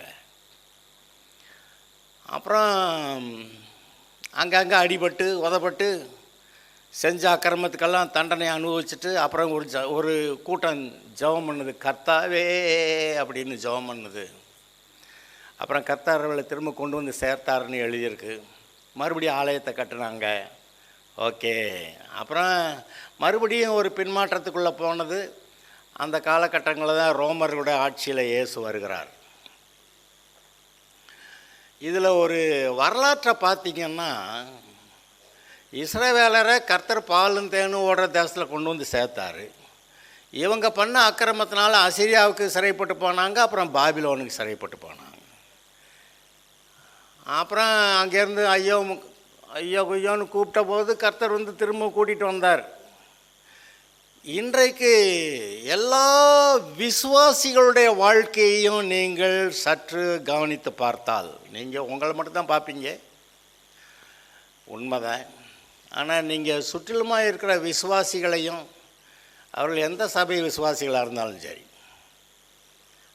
இந்த சபை அந்த சபையெல்லாம் இல்லை, எந்த சபை விசுவாசிகளாக இருந்தாலும் சரி, முதல்ல ரட்சிக்கப்பட்டோம்னா ரொம்ப வேகமாக அல்லேலியா ஊ அப்படியெல்லாம் சொல்லிவிட்டு கொஞ்ச நாள் கழித்து அவங்க அந்த பக்கத்து வீட்டில் அப்படி இருக்காங்க இப்படி இருக்காங்கன்னு சொல்லி அதையும் இதையும் பார்த்து அப்புறம் அவங்க என்னது பண்டிகை கொண்டாடினாங்களெல்லாம் போயிட்டு திரும்பி வந்து பார்த்தா கடைசிக்கு இவங்களுக்கும் அந்த சந்தோஷம், ரட்சண்யத்தின் சந்தோஷம் இல்லாமல் போய்விட்டது. தேவனுடைய ராஜ்யம் புசிப்பும் குடிப்பும் அல்ல, அது நீதியும் சமாதானமும் ஆவியினால் உண்டாகும் சந்தோஷமாக இருக்கிறது. இது அந்த சந்தோஷம் இல்லாமல் போனோம்னா அப்புறம் ரொம்ப காலம் ஒரு நிதானமாக ஏதோ கிறிஸ்தவ வாழ்க்கை, சர்ச்சுக்கு போகிறீங்க வர்றீங்க, பைபிள் படிக்கிறாங்க, காணிக்கையெல்லாம் கொடுக்குறேங்க, பாடுவேங்க, ஜெயிப்பிப்பேங்க. ஆனாலும் அந்த சந்தோஷம், அன்று கொண்டிருந்த ஆனந்த பாக்கியம், அந்த வசனம் எங்கே இருக்குது? பவுல் கேட்பான், கலாத்தியர் 3 நீங்கள் ரட்சிக்கப்பட்டிருந்த போது அன்று கொண்டிருந்த ஆனந்த பாக்கியம் எங்கே? வசனம் சொல்லுங்க. கலாத்தியர் 4:15. கலாத்தியர் 4:15.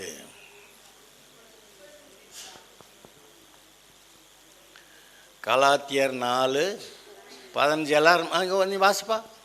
அப்பொழுது நீங்கள் கொண்டிருந்த ஆனந்த பாக்கியம் எங்கே? 2 வசனம் முன்னாடி இருந்து வாசிங்க. உங்களுக்கு தெரிந்திருக்கிறபடி நான் சரீர பலவீனத்தோடு முதலாம் தரம் உங்களுக்கு சுவிசேஷத்தை பிரசங்கித்தேன். அப்படி இருந்தும் என் சரீரத்தில் உண்டாயிருக்கிற சோதனையை நீங்கள் அசட்டை பண்ணாமலும். நான் வியாதியாக கடந்து போராடிக்கிட்டு கிடந்தேன், சுவிசேஷம் தான் அறிவிச்சேன். ஆனால் எனக்கு ரொம்ப பலவீனமாக இருந்துச்சு. அரோசியாமலும், என்னுடைய சரீரத்தில் இருக்கிற பலவீனத்தை என்னை பார்த்து நீங்கள் என்னை அரோசியாமலும், தேவதூதனை போலவும் என்னை தேவதூதனை போலவும், கிறிஸ்து இயேசுவை போலவும், கிறிஸ்து இயேசுவை போலவும் என்னை ஏற்றுக்கொண்டீர்கள். என்னை ஏற்றுக்கொண்டீர்கள். அப்பொழுது நீங்கள் கொண்டிருந்த ஆனந்த பாக்கியம் எங்கே? உங்கள் கண்களை பிடுங்கி எனக்கு கொடுக்க கூடுமானால் அப்படியும் செய்திருப்பீர்கள் என்று உங்களுக்கு சாட்சியாய் இருக்கிறேன். பவுல் சொல்றான், நான் உங்களுக்கு சுவிசேஷத்தை அறிவித்த காலங்களில் எனக்கே ரொம்ப போராட்டமாக தான் இருந்துச்சு. என்னை பார்த்தாக்க என்னை ரொம்ப என்னை பிடிக்காது. அந்த அளவுக்கு தான் ஒரு மோசமான நிலைமையில் இருந்தேன். ஆனாலும் அந்த சமயத்தில் கூட உங்களுக்கு கூடுமான கண்ணை கூட பிடிங்கி எனக்கு கொடுத்துருப்பீங்க. அவ்வளவு சந்தோஷமாக, ரட்சிக்கப்பட்டதுனால அவ்வளவு சந்தோஷமாக இருந்தீங்க. அந்த ஒரு வசனத்திலிருந்து முன்னாடி இருந்து வாசிங்க. உங்களுக்கு தெரிந்திருக்கிறபடி நான் சரீர பலவீனத்தோடு முதலாம் தரம் உங்களுக்கு சுவிசேஷத்தை பிரசங்கித்தேன். அப்படி இருந்தும் என் சரீரத்தில் உண்டாயிருக்கிற சோதனையை நீங்கள் அசட்டை பண்ணாமலும். சோதனையை அசட்டை பண்ணாமலும், அது என்ன சோதனைன்னு அவன் சொல்லலை. ஆனால் பார்க்க இவன் ஒரு ஆள் அப்படி நினைக்கிற மாதிரி அவனை தள்ளி போட சொல்லு.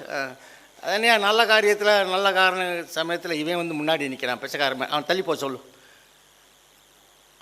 அப்படி தோற்றம் அங்கே எங்கேயோ இருந்திருக்குது. அதனால் அவன் என்ன சொல்கிறான், வாசிங்க. அரோசியாமலும், என்னை அரோசியாமலும், தேவதூதனை போலவும், தேவதூதனை போலவும், கிறிஸ்து இயேசுவை போலவும், கிறிஸ்து இயேசுவை போலவும் என்னை ஏற்றுக்கொண்டீர்கள். என்னை ஏற்றுக்கொண்டீர்கள். ஏன்னா அந்த சுவிசேஷம் ரட்சிப்பு இருதயத்துக்குள்ளே வந்தவுடனே அதை யார் சொன்னதுங்கிறதெல்லாம் ஒன்றும் கேள்வி இல்லை. வாழ்க்கையில் உயர்ந்தவங்க சொன்னாங்களா, தாழ்ந்தவங்க சொன்னாங்களா, அதெல்லாம் கணக்கு இல்லை. நாங்கள் ரட்சிக்கப்பட்ட போது ஒரு 5ஆம் கிளாஸ் மாதிரி படித்த ஆள் தான் எங்களுக்கு சுவிசேஷத்தை சொன்னார். நாங்கள் அள்ளி துள்ளி குதிச்சுக்கிட்டு இருக்கிறோம். 7ஆம் கிளாஸ் படித்தவர் தான் எங்களுக்கு சர்ச்சு பாஸ்டர். ஹலோ. ஆனால் வாழை சுருட்டிக்கிட்டு போய் அடங்கி அங்கே உட்காந்துருப்போம், வசனத்தை கேட்போம். அந்த வசனத்தை கேட்டதுனால இன்றைக்கி நாங்கள் நல்லா இருக்கிறோம். சொன்னது யார்? 5ஆம் கிளாஸா 7ஆம் கிளாஸான்னு நாங்கள் பார்க்கல, சொல்லப்பட்ட வார்த்தை. இன்றைக்கும் வசனம் அதுதான் நமக்கு ஜீவன். ஆனால் ஏதோ ஒரு சில காலகட்டத்தில் இந்த அவங்க இவங்க அப்படியெல்லாம் சொல்லி போகும்போது ஏதோ ஒரு விதத்தில் பரிசுத்தாவின் சந்தோஷத்தை இழந்து போய், எப்படி மனுஷர்கள் அந்த இஸ்ரவேலர் அசீரியாவுக்கு சிறைப்பட்டு போய் பாபிலோனுக்கு சிறைப்பட்டு போய் அப்படி இருந்தாங்களே, அதுபோல் எல்லா விசுவாசிகளும் ஏதோ ஒரு காலகட்டத்திலே அப்படி போகிறார்கள். அப்புறம் அங்கேருந்து அழுது ஐயோ ஆண்டவரேன்னு கூப்பிட்டு கர்த்தர் அவங்களெல்லாம் திரும்ப கூட்டிகிட்டு வர்றாரு, எருசலேமுக்கு கொண்டு வருகிறார், தன்னிடத்திலே கொண்டு வருகிறார். அதை நினைத்து பாருங்கள். இன்றைக்கு எல்லா விசுவாசிகளுடைய வாழ்க்கையிலும் இது நடந்து கொண்டிருக்கிறது. பைபிள் வரலாறே ஒரு தனி மனித விசுவாசியுடைய வாழ்க்கையிலே அது நடைபெறுகிறதை நீங்கள் ஒரு மாதிரி கவனிக்கலாம். இல்லைன்னா விழித்து கொண்டால் என்ன செய்யலாம்? ஐயோ ஆண்டவரே, இப்போ இருந்து நான் ஒழுங்காக இருக்கேன், ஆண்டவருக்கு பிரியமாக என் இருதயத்தை வச்சுக்கிறேன் அப்படின்னு வச்சுக்கிறலாம். நான் உங்களுக்கு சொல்லுகிறேன், உண்மையாகவே தேவனை நீங்கள் சரியாக புரிந்து கொள்வீர்கள் என்றால் உங்களுடைய மனதிலே நீங்கள் அதாவது ஆசீர்வாதம் என்று நினைக்கிற எல்லாவற்றையும் அனுபவிக்கிறதுக்கு கர்த்தர் உங்களுக்கு கிருபை கொடுக்கிறார். சகலவித நன்மைகளையும் சம்பூர்ணமாய் நாம் அனுபவிக்கிறதுக்கென்று கொடுக்கிற தேவன். எல்லா நன்மைகளையும் சம்பூர்ணமாய் நீங்கள் அனுபவிக்கிறதுக்கென்று கொடுக்கிற தேவன். இப்போ நிறைய பேருக்கு இப்போ ஒரு 500 ஏக்கர் நிலம் இருக்குது. 500 ஏக்கர் நிலத்தையும் தினம் போய் பார்த்துருவாங்கன்னு நினைக்கிறீங்க? அதெல்லாம் பார்க்க முடியாது. நம்ம தேசத்திலேயே ஒரு வீடு இருக்குது, 1000 ரூம் இருக்குதான். 1000 ரூம் இருந்தால் தானே ஒரு ரூமில் போய் படுத்துக்கிடுவார். அதெல்லாம் செய்ய முடியாது. அனுபவிக்கும் திறன் குறைவு. அதனால் கர்த்தர் நமக்கு தேவையானதை எல்லா ஆசீர்வாதங்களையும் நாம் அனுபவிக்கும்படி கொடுக்குற தேவன். அதான் நிலத்தை கர்த்தர் இஸ்ரவேலுக்கு பங்கிட்டாராம். பங்கிட்டுட்டு, டேய் ஒருத்தன் கூட நிலத்தை விற்கக்கூடாது, பார்த்துக்க, நிலம் என்னது அப்படி சொல்லிட்டாராம். நிலத்தில் இவன் விவசாயம் செய்யலாம், அறுவடை செய்யலாம், நல்லா பூசிக்கலாம், சாப்பிடலாம், அல்லையிலியா போடலாம். ஆனால் இந்த நிலத்தை விற்கிறேன்னா, டேய் நிலம் என்னது, விற்கக்கூடாது அப்படின்ட்டார். அதுபோல் இந்த பூமியில் இன்றைக்கு நாம் எல்லாவற்றையும் அனுபவிக்கிற அதிகாரம் இருக்கிறது. அதை விற்கிறதுக்கு அதிகாரமெல்லாம் கிடையாது. இன்றைக்கும் நீங்கள் கிறிஸ்துவுக்குள்ளாக நீங்கள் விரும்பியபடி எல்லாவித நன்மைகளையும் அனுபவிக்கக்கூடிய கிருபை உங்களுக்கு கொடுக்கிறார். அதை சரியாக புரிந்து கொண்டால் அதை பெற்றுக்கொள்ளலாம். அதை புரிந்து கொள்ளலைன்னா பெற்றுக்கொள்ள முடியாது. நீங்கள் அறிந்தால் அதை அனுபவிப்பீர்கள். நான் மறுபடி சொல்கிறேன், இன்றைக்கு நீங்கள் தேவ சமூகத்தில் அமர்ந்திருக்கிறீர்கள். நீங்கள் இப்பொழுது இருக்கிறதை காட்டிலும் ஒரு இடத்துல மோசே சொல்கிறான்னா, இன்னும் 1000 மடங்கு நீங்கள் ஆசீர்வதிக்கப்படணும்னு அங்கே ஒரு வார்த்தையை சொல்லியிருக்கிறானா? ஆமாம். உபாகமம் 32 1:11 எடுத்து வாசிங்க. ஓஹோ, முதல் வாசம் வந்துட்டான். ரைட். உபாகமம் 1:11 வாசிங்க. நீங்கள் இப்பொழுது இருக்கிறதை பார்க்கிலும் 1000 மடங்கு அதிகமாகும்படி உங்கள் பிதாக்களின் தேவனாகிய கர்த்தர் உங்களுக்கு சொல்லியபடியே உங்களை ஆசீர்வதிப்பாராக. அதை சொல்லிவிட்டார். 1000 மடங்கு. அவருடைய ஆசை, அவருடைய இருதயத்தின் ஆசை என்னன்னு நீங்கள் பாருங்கள். நீங்கள் ஆசீர்வதிக்கப்பட்டிருக்கிறது இப்போ இருக்கிற மாதிரியாவா? இல்லை, இன்னும் 1000 மடங்கு. நீங்கள் எந்த பூமிக்குரிய தகப்பனுமே தான் பிள்ளைங்க எல்லாரும் நல்லா இருக்கணும், அவங்களுக்காக நிறையா சம்பாதிக்கணும்னு நினைக்கிறான். இவர் ஏற்கனவே எல்லாவற்றையும் வைத்திருக்கிறவர்.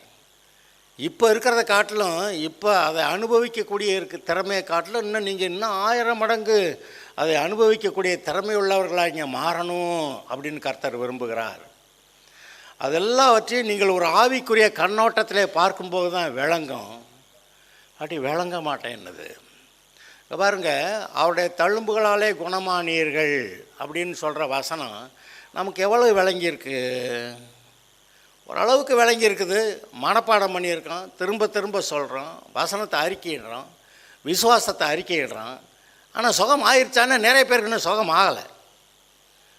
என்னதுன்னா அதை இன்னும் கொஞ்சம் நிதானமாக கவனித்து, ஆண்டவரே என்னமோ செஞ்சுருக்கிறீரே, நான் சுகமாக இருப்பதற்கு தேவையான கிரயத்தை நீர் செலுத்தி விட்டீராமே, அப்போ கிரயத்தை செலுத்திட்டால் நான் அதை சாமான் வாங்கிக்கிறாமே, அந்த சுகத்தை நான் பெற்றுக்கொள்ளலாமே அப்படின்னா அதை நீ கொஞ்சம் கவனி, என்கிட்ட உட்காருன்றாரு.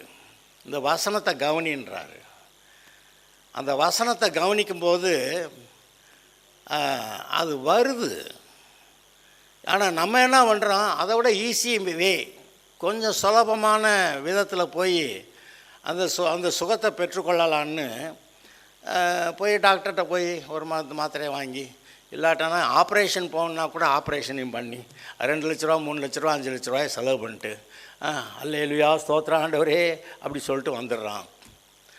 ஆனால் நமக்கு தெரியணும், நீங்கள் எத்தனை தடவை டாக்டரை போனாலும், எத்தனை தடவை அது உங்களுக்கு சுகம் உண்டானாலும் அது செகண்ட் ரேட்டு பிளஸ்ஸிங் தான்.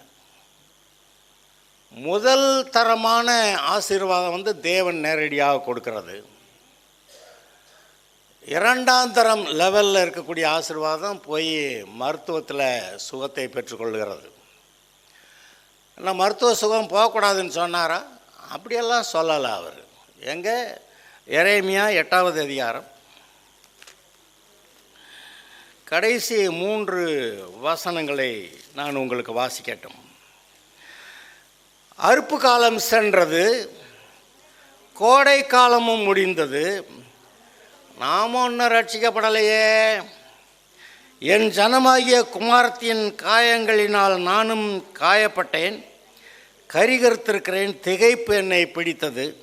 அவருக்கு கோபம். இப்போ கீலேயாத்திலே பிசின் தைலம் இல்லையோ, அதாவது மருந்து மாத்திரை இல்லையோ, ரணவைத்தியனும் அங்கே சர்ஜரி பண்ணுற டாக்டரும் அங்கே இல்லையா? பின்ன ஏன் என் ஜனமாகிய குமாரத்தி சொஸ்தமடையாமல் போனால்? இவ்வளவு மருந்து மாத்திரை, இவ்வளவு டாக்டர், ஆப்ரேஷன் பண்ணுறதுக்கெல்லாம் டாக்டர்லாம் இருந்தால் கூட ஏன்டா சுகமாகலை அப்படின்னு அவருக்கு ஒரு பெரிய கோபமும் ஆத்திரமும் வருத்தமும் இருக்கிறது. ஆனால் உண்மை, இந்த மருத்துவத்தினாலே மாத்திரம் மனிதன் பூரண சுகம் அடைய முடியாது. ஏன்னா மனிதனுடைய வியாதி ஆவிக்குரியது. ஆவிக்குரிய வியாதிக்கு மருந்து மாத்திரை கொடுத்து சரி பண்ணுறேன்னா அது முடியாது. ஒருத்தனுக்கு பைத்தியம் பிடிச்சிருக்கு, அவனுக்கு மாத்திரையை கொடுத்தே சரி பண்ணணுன்னா முடிஞ்சிருமா? உள்ளே இருக்க பேய் அது வெளியே போனாதான் இவன் சுகமாவான். ஒருத்தனுக்கு பேய் பிடிச்சிருக்கிறப்ப அவனுக்கு மருந்து மாத்திரையை கொடுத்தான்ற மாதிரி இருக்குது. இன்றைக்கி நம்முடைய வாழ்க்கையில் இருக்கக்கூடிய எல்லா வியாதிகளும், தரித்திரங்களும், உபத்திரவங்களும், போராட்டங்களும் எல்லாம் ஆவிக்குரியதாக இருக்கிறது. ஆவிக்குரியதாக இருக்கிற போராட்டங்களை நீங்கள் அங்கே தான் டீல் பண்ணணுமே ஒழிய வெறும் மருந்து மாத்திரையை கொடுத்து சரி பண்ண முடியாது. அதனால் அவர் கொடுக்குற அந்த சுகம், பலன், விடுதலை, ஆசீர்வாதம், அவருடைய தழும்புகளால் குணமானீர்கள், அதை பார்க்கணும். எப்படி அவர் நமக்காக கரையம் செலுத்தினார், அவர் எப்படி அந்த நன்மையை நமக்கு கொடுத்துருக்கிறாரு. இன்றைக்கி நம்ம அந்த சிலுவை காட்சியை நாம் கொஞ்சம் உற்று கவனிக்க வேண்டும். இவர் இங்கே சிலுவையில் என்ன செய்து கொண்டிருக்கிறார் அதை நாம் கவனிக்க வேண்டும். அது நம்முடைய இருதயத்தில் ஒரு வெளிப்பாடாய் வர வேண்டும். அது எப்போ ஒரு வெளிப்பாடாய் வந்ததோ அதற்கேற்ற நன்மை உங்களுக்கு வந்துவிடும். அந்த வெளிப்பாடாக வரணுமானா அவரிடத்துல அமர்ந்து அவரை நோக்கி பார்க்கறது அவசியமாக இருக்கிறது. இந்த விதத்தில் அவரிடத்துலேருந்து சுகத்தை நாம் பெற்றுக்கொண்டால் அதுக்கப்புறமா அதை இழந்து போக முடியாது. ஆனால் டாக்டர்கிட்ட போய் மருந்து வாங்கிட்டு வந்தால் சுகமாகுது.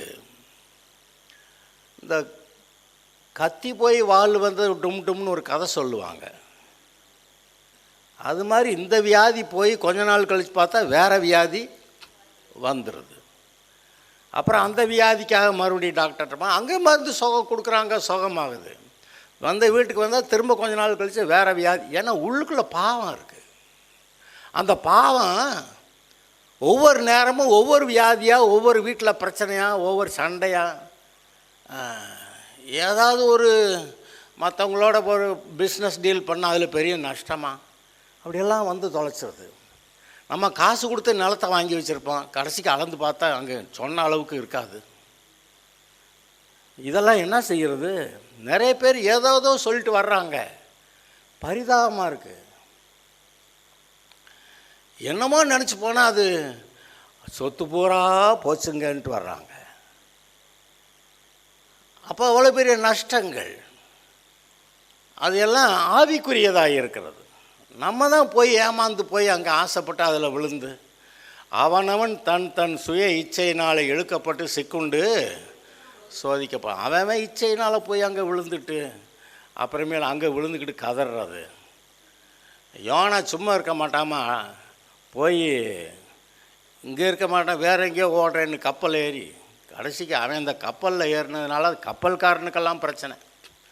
அவன் இருந்ததெல்லாம் தூக்கி எல்லாத்தையும் கடலில் வீசிட்டு உயிர் தப்பலான்னு கடைசிக்கு பார்த்தா அப்புறமும் இந்த கடல் மும்முரம் ஓயலை. என்னதாண்டான்னு சீட்டு போட்டு பார்த்தா இவன் தூங்குற ஒருத்தையும் மேலே சீட்டு விழுகுது. என்னடா இங்கே தூங்கிக்கிட்டு இருக்கேன், நாங்கள்லாம் இவ்வளோ பாடுபட்டுக்கிட்டு இருக்கோம்னா, ஆமாம் என்னையால் தான் வந்துச்சு, எனக்கு தெரியும். நான் இருந்தேன்னா அவனை ஒரே ஒரு அரைஞ்சு அரையில் போய் தண்ணிக்குள்ளே விழுகணும். அப்படி பண்ணியிருப்பேன் நான். ஏன்டா இவ்வளோ பண்ணிவிட்டு நாங்கள் எவ்வளோ நஷ்டப்பட்டுருக்குறோம். ஆனால் அவங்க ஐயா ஏன்டா அப்படி பண்ணினேன், என்ன தான் செய்யணும்னா என்னை கடலில் தூக்கி போடு. அது அவங்களுக்கு மனசு இல்லை, தூக்கி போட வேண்டி வந்துச்சு. அப்போ தான் கப்பல் தப்புது. அது மாதிரி சில ஆட்கள் சில குடும்பங்களில் இந்த மாதிரி எதாவது ஏட்டிக்கு போட்டியாக செஞ்சு வச்சுட்டு அந்த வீட்டாருக்கே ஒட்டுமொத்தமாக பெரிய ரோதனை. ஆனால் நாம் ஒன்று தீர்மானிக்கலாம், நமது மூலமாய் எந்த தீங்கும் நம்முடைய வீட்டாருக்கு வராதபடி நாம் தீர்மானிக்கலாம். நம்முடைய வாழ்க்கை கர்த்தருக்கு பிரியமானதா, உங்கள் மூலமாக உங்களுடைய குடும்பம் ஆசீர்வதிக்கப்படத்தக்கதாய் நீங்கள் அப்படி தீர்மானிக்கலாம். அது கர்த்தருக்கு மகிமையாகவும் இருக்கும். சரி, நமக்கு இந்த காரியத்தை பார்ப்போம். உங்கள்கிட்ட நன்மை செய்கிறவராய் வருகிறார். ஆனால் மனுஷருடைய வாழ்க்கை எப்படியாவது ஒரு பாவத்துக்களை விழுந்து மாட்டிட்டு அப்புறமேலு அடிமைத்தனத்திலேருந்து கூப்பிடுறது, கர்த்தர் காப்பாற்றுறது, இதுதான் வழக்கம். எத்தனை தடவை காப்பாற்றுவார்னு நினைக்கிறீங்க? இன்னுமே ஒழுங்காக இருப்பேன்னு சொல்லிட்டு கொஞ்ச நாள் கழித்து மறுபடியும் எங்கேயாவது அங்கே ஏதோ ஆசை காட்டினோம்னா அங்கிட்டு போய் மாட்டிட்டா முதல்ல இருந்த விட பெரிய அதிக பிரச்சனைகளை மாட்டிக்கிறது. அப்புறம் ஐயோ ஆண்டவரேன்னா கர்த்தர் கொஞ்ச நேரம் பேசாமல் இருப்பார். என்னடான்னா ஆமாம் ஒழுங்காக இருப்பேன்னு சொன்னேன் அப்படின்னு. அப்புறமேலு இவன் தான் வேறு வழியே இல்லை, எங்கே போவேன்னுவான்ல. சரி வா அப்படின்னு மறுபடியும் ரட்சிக்க தான் செய்கிறாரு. ஆனாலும் இந்த மக்கள் அந்த பாவத்தினால் இழுக்கப்பட்டு சிக்குண்டு சோதிக்கப்பட்டு போய் ஒவ்வொரு தடவையும் சிக்கிறாங்க. எல்லா சமயத்துலேயும் பைபிளில் நீங்கள் வாசிக்கிறீங்க கர்த்தர் அவங்கள காப்பாற்றினார். இன்றைக்கும் கூட கர்த்தர் மாறலை, நான் மாறாதவருங்கிறாரு. உங்களிடத்தில் வரும்போதெல்லாம் உங்களுடைய எல்லா இக்கட்டுகளிலிருந்து விடுவிக்கிறவர் மட்டுமல்ல, ஒரு நல்ல ஒரு ஆசீர்வாதத்துக்குள்ளே உங்களை நடத்துகிறவர். உங்களுடைய வாழ்க்கையில் இன்றைக்கி என்ன தேவை, அந்த தேவை இன்றைக்கு நான் சந்திக்கிற ஆளாக இருக்கேன்றாரு. இந்த சோதனையில் உனக்கு ஜெயம் கொடுக்குற ஆளாக கர்த்தர் கூட இருக்கிறேங்கிறாரு. அந்த சோதனையை ஜெயித்துட்டாக்கா அடுத்த ஒரு பெரிய ஆசீர்வாதத்துக்குள்ளே நீங்கள் போவீங்க. நீங்கள் என்ன சோதனையில் இருக்கீங்கிறது உங்களுக்கு தான் தெரியும். உங்களுக்கு என்ன தேவைங்கிறதும் உங்களுக்கு மட்டும்தான் தெரியும். நீங்கள் அதை கர்த்தர்கிட்ட பேசுங்க, அவர் அதை உங்களுக்கு செய்வார். எந்த மனிதனையும் நம்பாதிருங்கள். மனிதர்கள் நன்மை செய்கிறவர்கள் என்று சொல்லி வந்தால் நம்பாதிருங்கள். நான் சில சமயத்தில் யோசிப்பேன், விசுவாசிகளும் ஊழியக்காரர்களுமே யார்கிட்ட காசை வாங்கக்கூடாதோ அவங்கக்கிட்ட காசை வாங்கிட்டு நல்லது தான் செஞ்சாங்க, காசு தான் கொடுத்தாங்க அப்படின்னு வாங்கிட்டு, வாங்கக்கூடாத ஆள்கிட்ட வாங்கிட்டு அப்புறமேல் ரொம்ப வேதனைப்படுறத நம்ம பார்க்குறோம். நாம் கர்த்தர் கொடுத்தா வாங்கிக்கணும், கர்த்தர் கொடுக்காததான் எனக்கு வேண்டாம், இந்த சனியன் எனக்கு வேண்டாம், விலைக்கு தள்ள தெரியணும். உங்களிடத்தில் இருக்கிற எல்லாமே கர்த்தருடையதாக இருந்தால் அது உங்களுக்கு ஆசீர்வாதமாக இருக்கும். பிசாசு கொடுக்குற எதையும் வாங்காதிருங்கள். அவன் கர்த்தர் வரும்போதெல்லாம் நன்மையாக கொண்டு வர்றாரு. பிசாசு வரும்போதெல்லாம் ஏதாவது உங்களை சிக்கலில் மாட்டி விடுறதுக்கான ஒரு ஐடியா போட்டுக்கிட்டே வர்றான். அதனால் இயேசு சொன்ன மாதிரி அப்பாலே போ சாத்தானேன்னு நீங்கள் சொல்கிறது ரொம்ப அவசியமாக இருக்கிறது.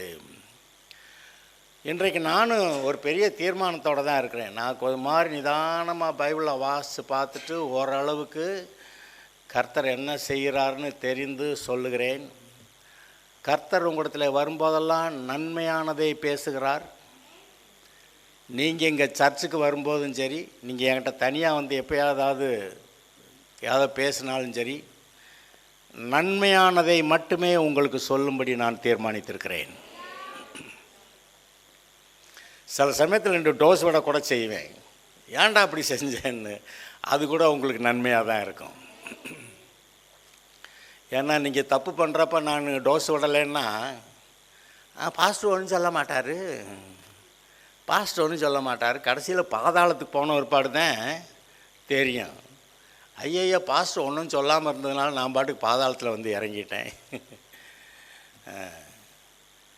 பாஸ்டர் சமயத்தில் டோஸ் விடவும் செய்வார். அந்த டோஸ் விட்டதுக்காக கூட கர்த்தருக்கு நீங்கள் நன்றி தான் சொல்லணும். உங்களுடைய நன்மையை கருதுகிற மனம் எனக்கு இருக்கிறது. அவர் வந்தால் நன்மையானதை மட்டும்தான் பேசுவார். நானும் உங்களிடத்தில் வரும்போது உங்களுக்கு நன்மையானதை மட்டுமே பேசுகிற ஆளாக இருக்க நான் எனக்குள்ளே தீர்மானித்து கொண்டேன். அங்கே அந்த 1 கொரிந்தியர் 2வது அதிகாரத்தில் அங்கே பவுல் சொல்கிறான். 1 கொரிந்தியர் 2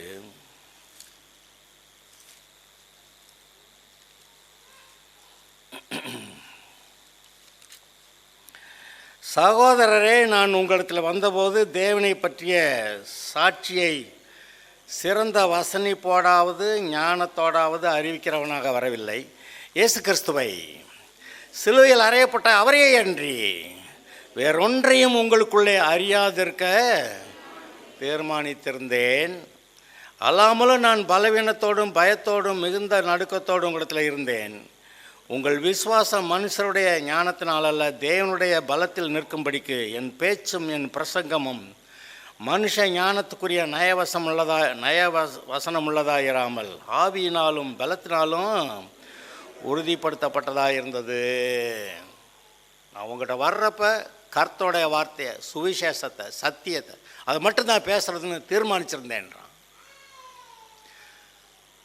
அது சாதாரண லெவலில் இருக்கிற மக்களுக்கு ஒன்று சொல்லிட்டு அடுத்து 6வது வசனம், அப்படி இருந்தும் தேறினவர்களுக்குள்ளே ஞானத்தை பேசுகிறோம், இந்த பிரபஞ்சத்தின் ஞானத்தை அல்ல, அழிந்து போகிறவர்களாகிய இப்பிரபஞ்சத்துடைய பிரபுக்களுடைய ஞானத்தையும் அல்ல, உலகத் தோற்றத்துக்கு முன்னே தேவன் நம்முடைய மகிமைக்காக ஏற்படுத்தினதும் மறைக்கப்பட்டதுமாயிருந்த ரகசியமாகிய தேவ வசனத்தையே பேசுகிறோம். இயேசுவை பேசுகிறோம்.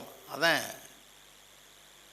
இயேசு வந்து பூமியில் சிலுவையில் போனோம்னு ஐயோன்னு சொல்லி தேவதூதர்கள் கூட ஆச்சரியப்பட்டு, அப்புறம் சபையில் நடக்கக்கூடிய காரியங்கள் எல்லாம் பார்த்து தேவதூதர்கள் பரலோகத்திலிருந்து எல்லாவற்றையும் உற்று நோக்கி பார்த்து கொண்டிருந்தார்கள், ஆசையாக இருந்தார்கள்.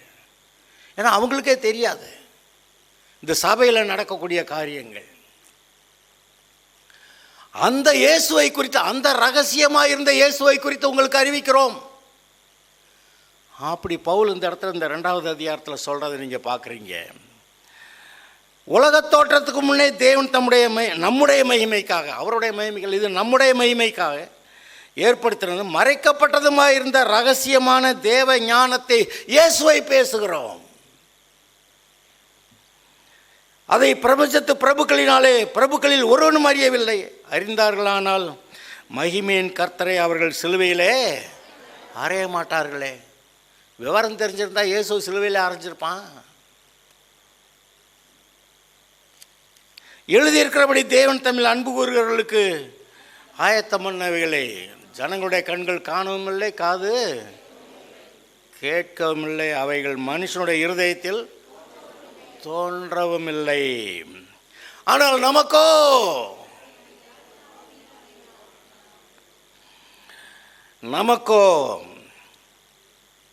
தேவன் அவைகளை தமது ஆவியினாலே வெளிப்படுத்தினார். அந்த ஆவியானவர் எல்லாவற்றையும் தேவனுடைய ஆழங்களையும் ஆராய்ந்திருக்கிறார். தேவனுடைய ஆழங்களை ஆராய்ந்திருக்கிற பரிசுத்த ஆவியானவர் மூலமாக நான் அதை பிரசங்கிக்கிறேன்னு பவுல் சொல்கிறான். தேவ ரகசியங்களை சொல்கிறேன், இயேசுவை பற்றிய ரகசியங்களை சொல்கிறேங்கிறான். இங்கே நானும் சொல்கிறேன், இயேசுவை பற்றிய ரகசியங்களை சொல்லுகிறேன். அவர் உங்களுக்கு எவ்வளவு விடுதலையான வாழ்க்கை கொடுத்துருக்கிறார் தெரியுமா? அது நமக்கு தெரியாது. போதகர்கள் பிரசங்கம் பண்ணவும் முடியாது, இயேசுநாதரே பிரசங்கம் பண்ண முடியலை. இன்னும் நான் அநேக காரியம் உங்களுக்கு சொல்ல வேண்டும், ஆனால் அவைகளை நீங்கள் தாங்க மாட்டீர்கள்.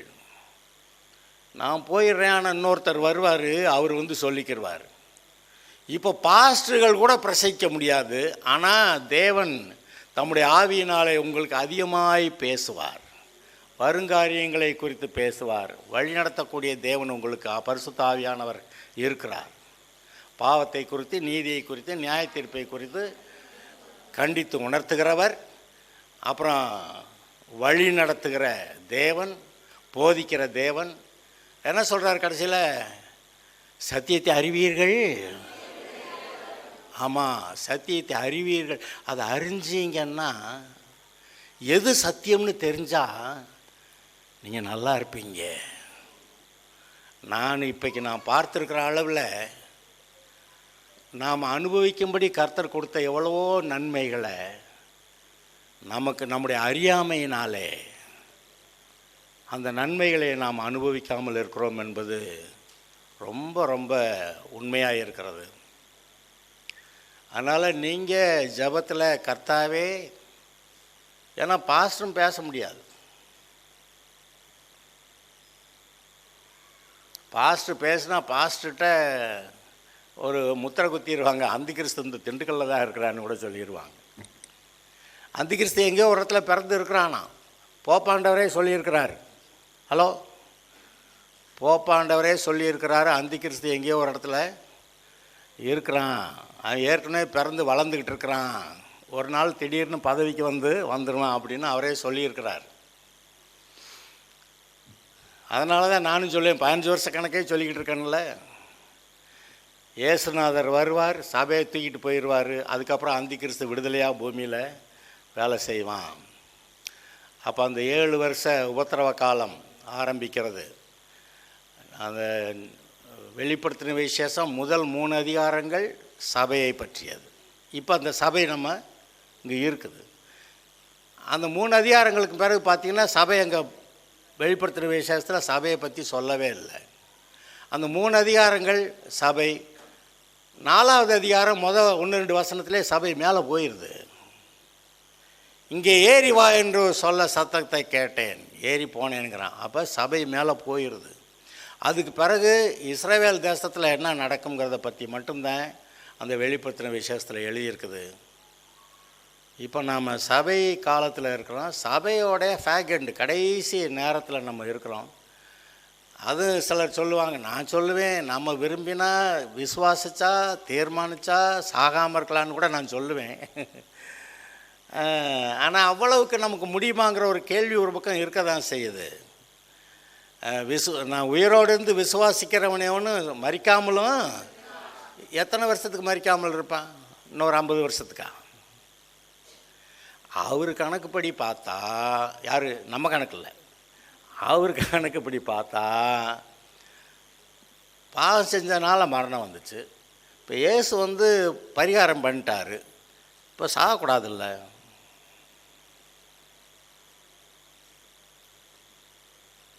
பரிகாரம் பண்ண ஒரு படி சாவுங்களா?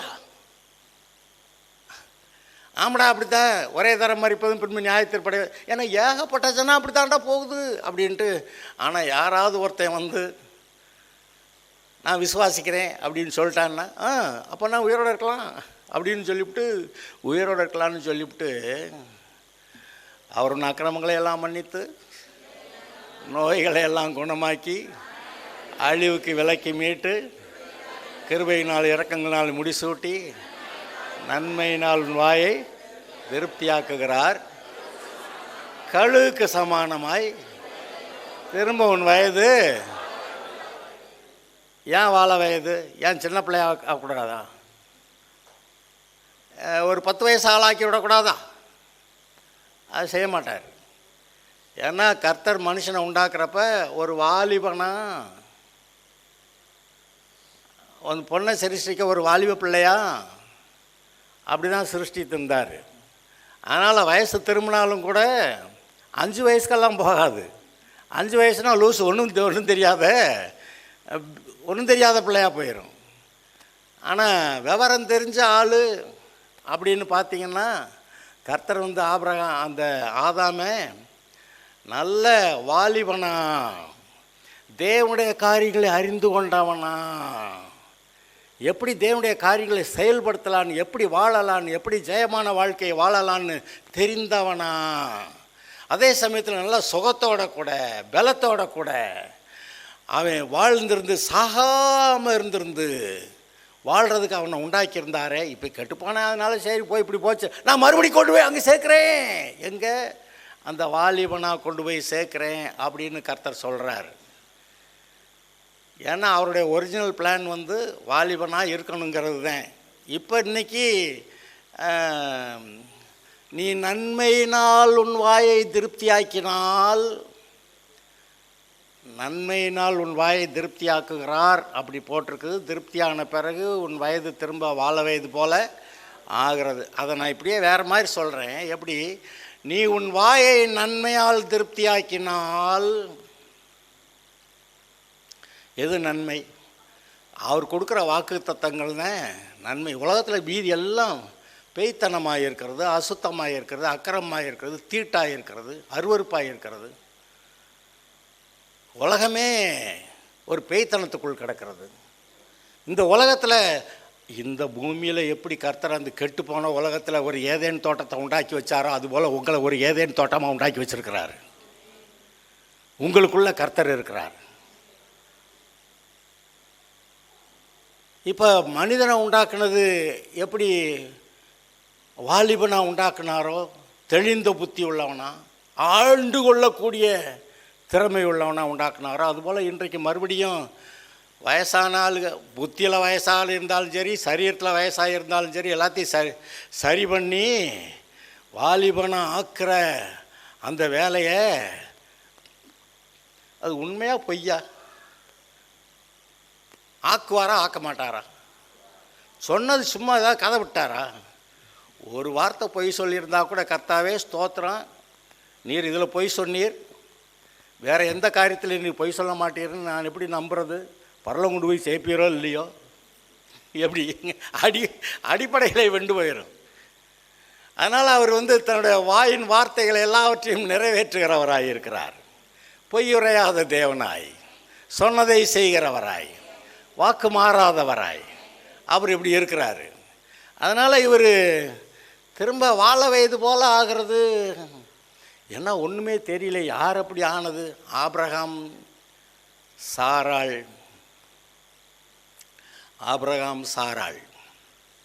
அவங்க வயது திரும்ப வாழ வயது போல் ஆயிற்று.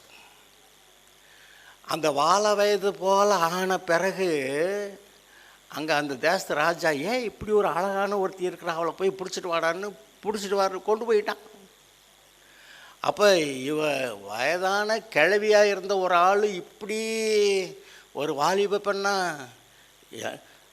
பாஸ்டர், அது பைபிளில் கதை தானே எழுதியிருந்துச்சு பாஸ்டர், சும்மா நீங்கள் அதெல்லாம் நிஜம்னு சொல்லிக்கிட்டு இருக்கிறீங்க.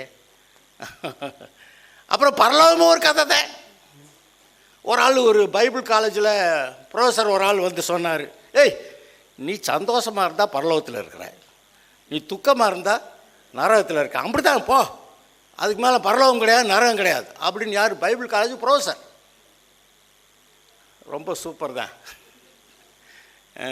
அந்த ஆள் பேச்ச கேட்டு எத்தனை பேருன்னா அங்கே தானே பைபிள் காலேஜில் படிக்கிறாங்க, அப்புறமேல அவங்க தானே போதகருங்க, அந்த போதகர்கள் என்ன பிரசங்கம் பண்ணுவாங்கன்னு நினைக்கிறீங்க? அப்படிதான். இந்த வசனம் லிட்டரலாக எழுத்தின்படி நடக்கிறது என்று நம்ம நம்புகிறோம், அது உண்மை. நான் இன்னொன்று சொல்லுவேன், நீர் யானையை பூனையாக்குவீர், பூனையை யானையாக்குவீர், நீர் எதை வேணாலும் செஞ்சு விடுவீர். அதனால் நீர் என்ன சொன்னாலும் எஸ் அக்செப்டட், அங்கீகரிக்கிறேன், விசுவாசிக்கிறேன்னு சொல்லிடுவேன்ருவேன் நான். ஏன்னா நம்முடைய தேவன் அப்படிப்பட்டவர். இந்த ஆபிரகாம் எப்படி சொல்லி கர்த்தரை விசுவாசிச்சானா, இல்லாதவைகளை இருக்கிறவைகளை போல அழைக்கிறவர், மரித்தோரை உடைய எழுப்புகிறவர் அப்படின்னு சொல்லிக்கிட்டு அவன் என்ன பண்ணிட்டான்? சரீரம் இப்படி வயசாகி போச்சு, சாராளுடைய கற்பமும் அவுட் ஆயிடுச்சு, இன்னுமே பிள்ளை பெற்றுக்கொள்றதுக்கு வாய்ப்பே இல்லை அப்படின்ன பிறகு அப்புறம் இவன் கர்த்தருடைய வார்த்தையை நம்பி தன் சரீரம் செத்து போனதையும் சாராவுடைய கற்பம் செத்து போனதையும் எண்ணாதிருந்தான். இன்றைக்கி நமக்கு அவனுக்கு இந்த ஒரு வித்தியாசம் இருக்குது. நம்ம வயிற்று வலிக்குதேன்னு இருக்கிறான், அவன் வயிற்று வலியா அதை விடு அப்படின்றான். வயசாகி போச்சா, தோலெல்லாம் சுருங்கி, அதை பற்றி கவலைப்படாத, அவர் என்னமோ சொன்னார். அப்புறம் சத்துக்கட்டு போட்டு நடக்க முடியலையே அப்படின்னா, அதை விடு, அவர் என்னமோ சொல்லியிருக்கிறாரு அப்படின்னு அதை எண்ணாதிருந்தான். He didn't count it. அதை ஒரு காரியமாக நினைக்கல. சரீரத்தில் இருக்கிற பலவீனத்தை ஒரு காரியமாக நினைக்கல. கர்த்தரை மகிமைப்படுத்தினானா, இது இப்படி இருந்தாலும் சரி, அதை அப்படி மாத்துறாரு. இது இப்படி தான் இருக்குது, ஆனால் அவர் அப்படி மாத்துறாரு. இது இப்படி தான் இருக்குது, ஆனால் அவர் அப்படி மாத்துறாரு. என்னை வாலிபனாக மாத்துறாரு, என் மனைவியை வாலிப பிள்ளையா மாத்துறாரு, அழகானவளை மாத்துறாரு, இன்னொருத்தன் பிடிச்சிட்டு போவாங்கிற அளவுக்கு, அந்த அளவுக்கு அழகாக மாற்றி விட்டுறாரு அப்படின்னு சொல்லி அவன் கர்த்தர் துதிச்சு மகிமைப்படுத்தினான்னு போட்டிருக்கு. இந்த பிரச்சனையை எண்ணாதிருந்தான்னு. ரெண்டாவது, நீர் பெரியவர் ஆண்டவரே, நீ சொல்லிட்டீர்ல, நடந்துருச்சு, அல்லேலூயா அப்படின்னா கடைசிக்கு பார்த்தா வாலிபம் திரும்பி வந்தது, ஈசாக்கை பெற்றெடுத்துட்டான். உங்களுக்கு சொல்லுகிறேன், உங்களுடைய பிரச்சனைகளை நீங்கள் அதை சட்டம் பண்ணாமல், அதை எண்ணாதிருந்து, அதை பொருட்படுத்தாதிருந்து, இது கிடக்குது, கர்த்தர் எனக்கு இப்படி சொல்லி இருக்கிறார், இது நடக்கும், இதை நான் விசுவாசிக்கிறேன், அல்லேலூயா செய்திட்டீர், உமக்கு நன்றி ஸ்தோத்திரம் என்று அவருக்கு ஸ்தோத்திரத்தை நீங்கள் சொல்ல ஏற்பீர்கள் என்றால் அதுதான் விசுவாசத்தின் உச்சக்கட்டம், விசுவாசத்தின் பூரணம். அந்த விசுவாசம் பூரணம் அடையும் போது நீங்கள் விரும்பிய காரியம் அங்கே உண்டாகிறது. இல்லாதவைகளை இருக்கிறவைகளை போல அழைக்கிற கர்த்தர், வியாதிகளை மாற்றுகிறவர், பலவீனத்தை நீக்குகிறவர், நம்ம புத்தி கட்டத்தனத்தை எல்லாம், கிறுக்குத்தனத்தை எல்லாம் மாற்றி விட்டு நமக்கு தெளிந்த புத்தியை கொடுக்கிறவர் இருக்கிறார். இருக்கிற பிரச்சனையை பார்க்க வரைக்கும், அதை பேச வரைக்கும் நம்ம நாசம்தான். ஆனால் இதெல்லாம் நீக்கி உன்னை நான் இப்படி ஆக்குவேன்னு கர்த்தர் சொல்லியிருந்தா, அந்த வார்த்தையை பிடித்து கொண்டுகிறவர்களுக்கு அந்த வார்த்தைகள் ஜீவ வார்த்தைகள், அந்த வார்த்தைகளால் நீங்கள் நீங்கள் பைபிள் படித்தவங்க அது படிச்சுக்கிட்டு இருக்கவங்ககிட்ட நான் பேசுகிறேன், விவரம் தெரியாதவர்கள்ட்ட பேசலை நான். ஆனால் விவரம் தெரியாதவர்களோட விளங்கிடுவாங்க. ஏன்னா தேவன் அப்படிப்பட்டவர், இல்லாதவைகளை இருக்கிறவைகளை போல அழைத்து வெளிச்சம் உண்டாக கடவுள் என்று சொல்லுகிறவர். வரும் உங்களோட வாழ்க்கையில் வெளிச்சம் இல்லையா, சொல்லுங்க, கர்த்தர் சொல்லி இருக்கிறார், சொல்லுகிறேன், வெளிச்சம் உண்டாக கடவுள், என்னுடைய வாழ்க்கையிலே வெளிச்சம் உண்டாக கடவுள் சொல்லுங்க, வெளிச்சம் வரும், இந்த வியாதி நீங்க கடவுள், கர்த்தாவே நீர் கொடுக்கிற சுகத்தை பெற்றுக்கொள்ளுகிறேன், இயேசு சிலுவையில் எனக்காக சுகத்தை சம்பாதித்திருக்கிறீர், நீ சம்பாதித்து எனக்கு முன்பாக வைத்திருக்கிறீர், எடுத்துக்கொள் என்று சொல்கிறேன், விசுவாசிக்கிறேன், எடுத்துக்கொள்ளுகிறேன் சொல்லுங்க, அது வரும். இதுதான் விசுவாசத்தை உடைய உயர்ந்த நிலை. ஆபிரகாம் அந்த காலங்களில் விசுவாசாத அவனுக்கு நீதியாக எண்ணார், ஆனாலும் 25 வருஷம் அவனுக்கு பிள்ளை இல்லை. ஆனால் எப்போ விசுவாசத்தில் பூரணமானானோ, நமக்குள்ளே இப்போ எனக்கு ஒரு வசனம் ஞாபகம் வருது, அதை சொல்லிவிட்டு நான் முடிக்கிறேன். நான் எபிரேயர் 5வது அதிகாரம்,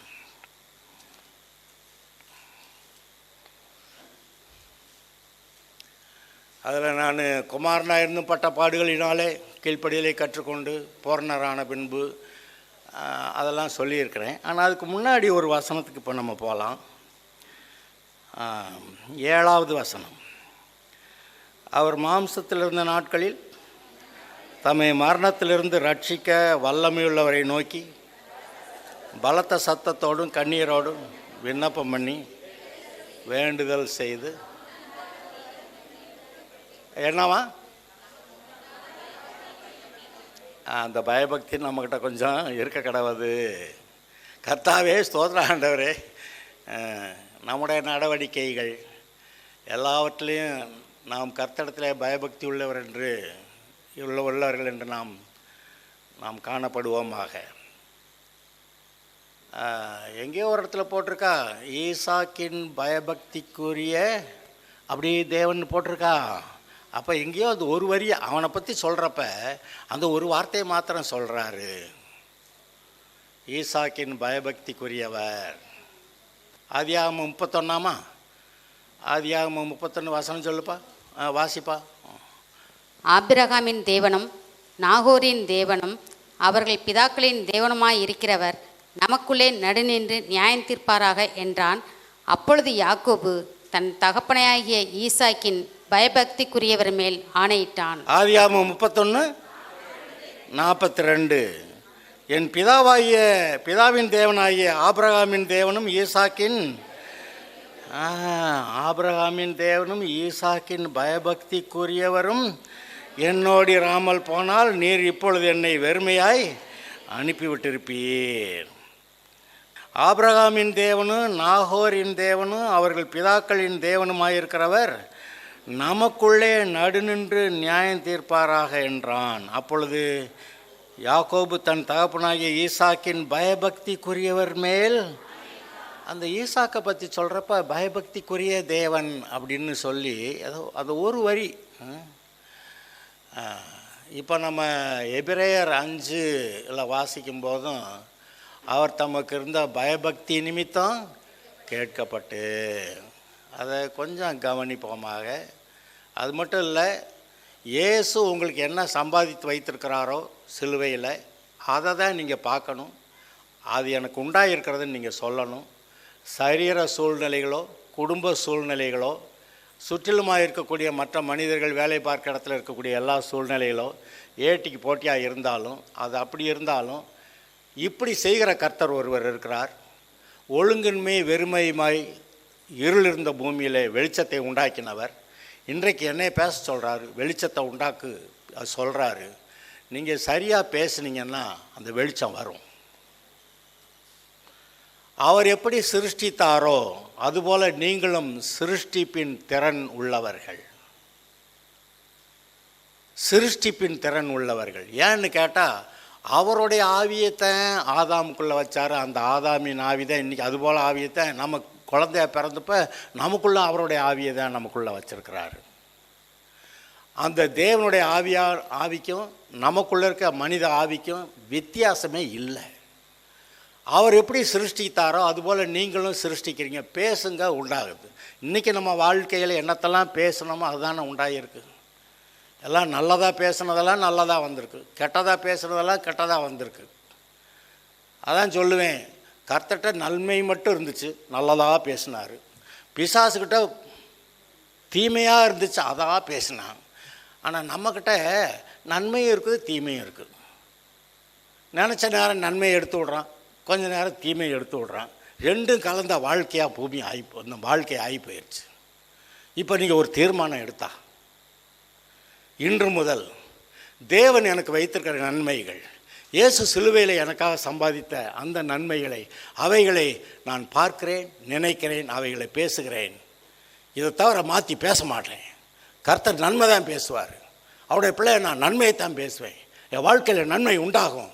அப்படி நீங்கள் பேசுனீங்கன்னா, ஆபிரகாம் எப்படி தன்னுடைய வயதானதை எண்ணாதிருந்தானோ, அந்த இதெல்லாம் நிலைமையில் கர்த்தர் எனக்கு அப்படி செய்கிறவர் என்று கர்த்தரை மகிமைப்படுத்தினானோ, அதுபோல் நீங்கள் கர்த்தரை மகிமைப்படுத்தும்படி இன்று நான் உங்களுக்கு சொல்லுகிறேன்.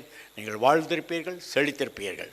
கர்த்தர் உங்களுக்கு பெரிய காரியங்களை செய்தார் என்று புறஜாதிகள் உங்களை பற்றி சொல்லுவார்கள். அல்லேலூயா. ஜெபம் பண்ணலாம்.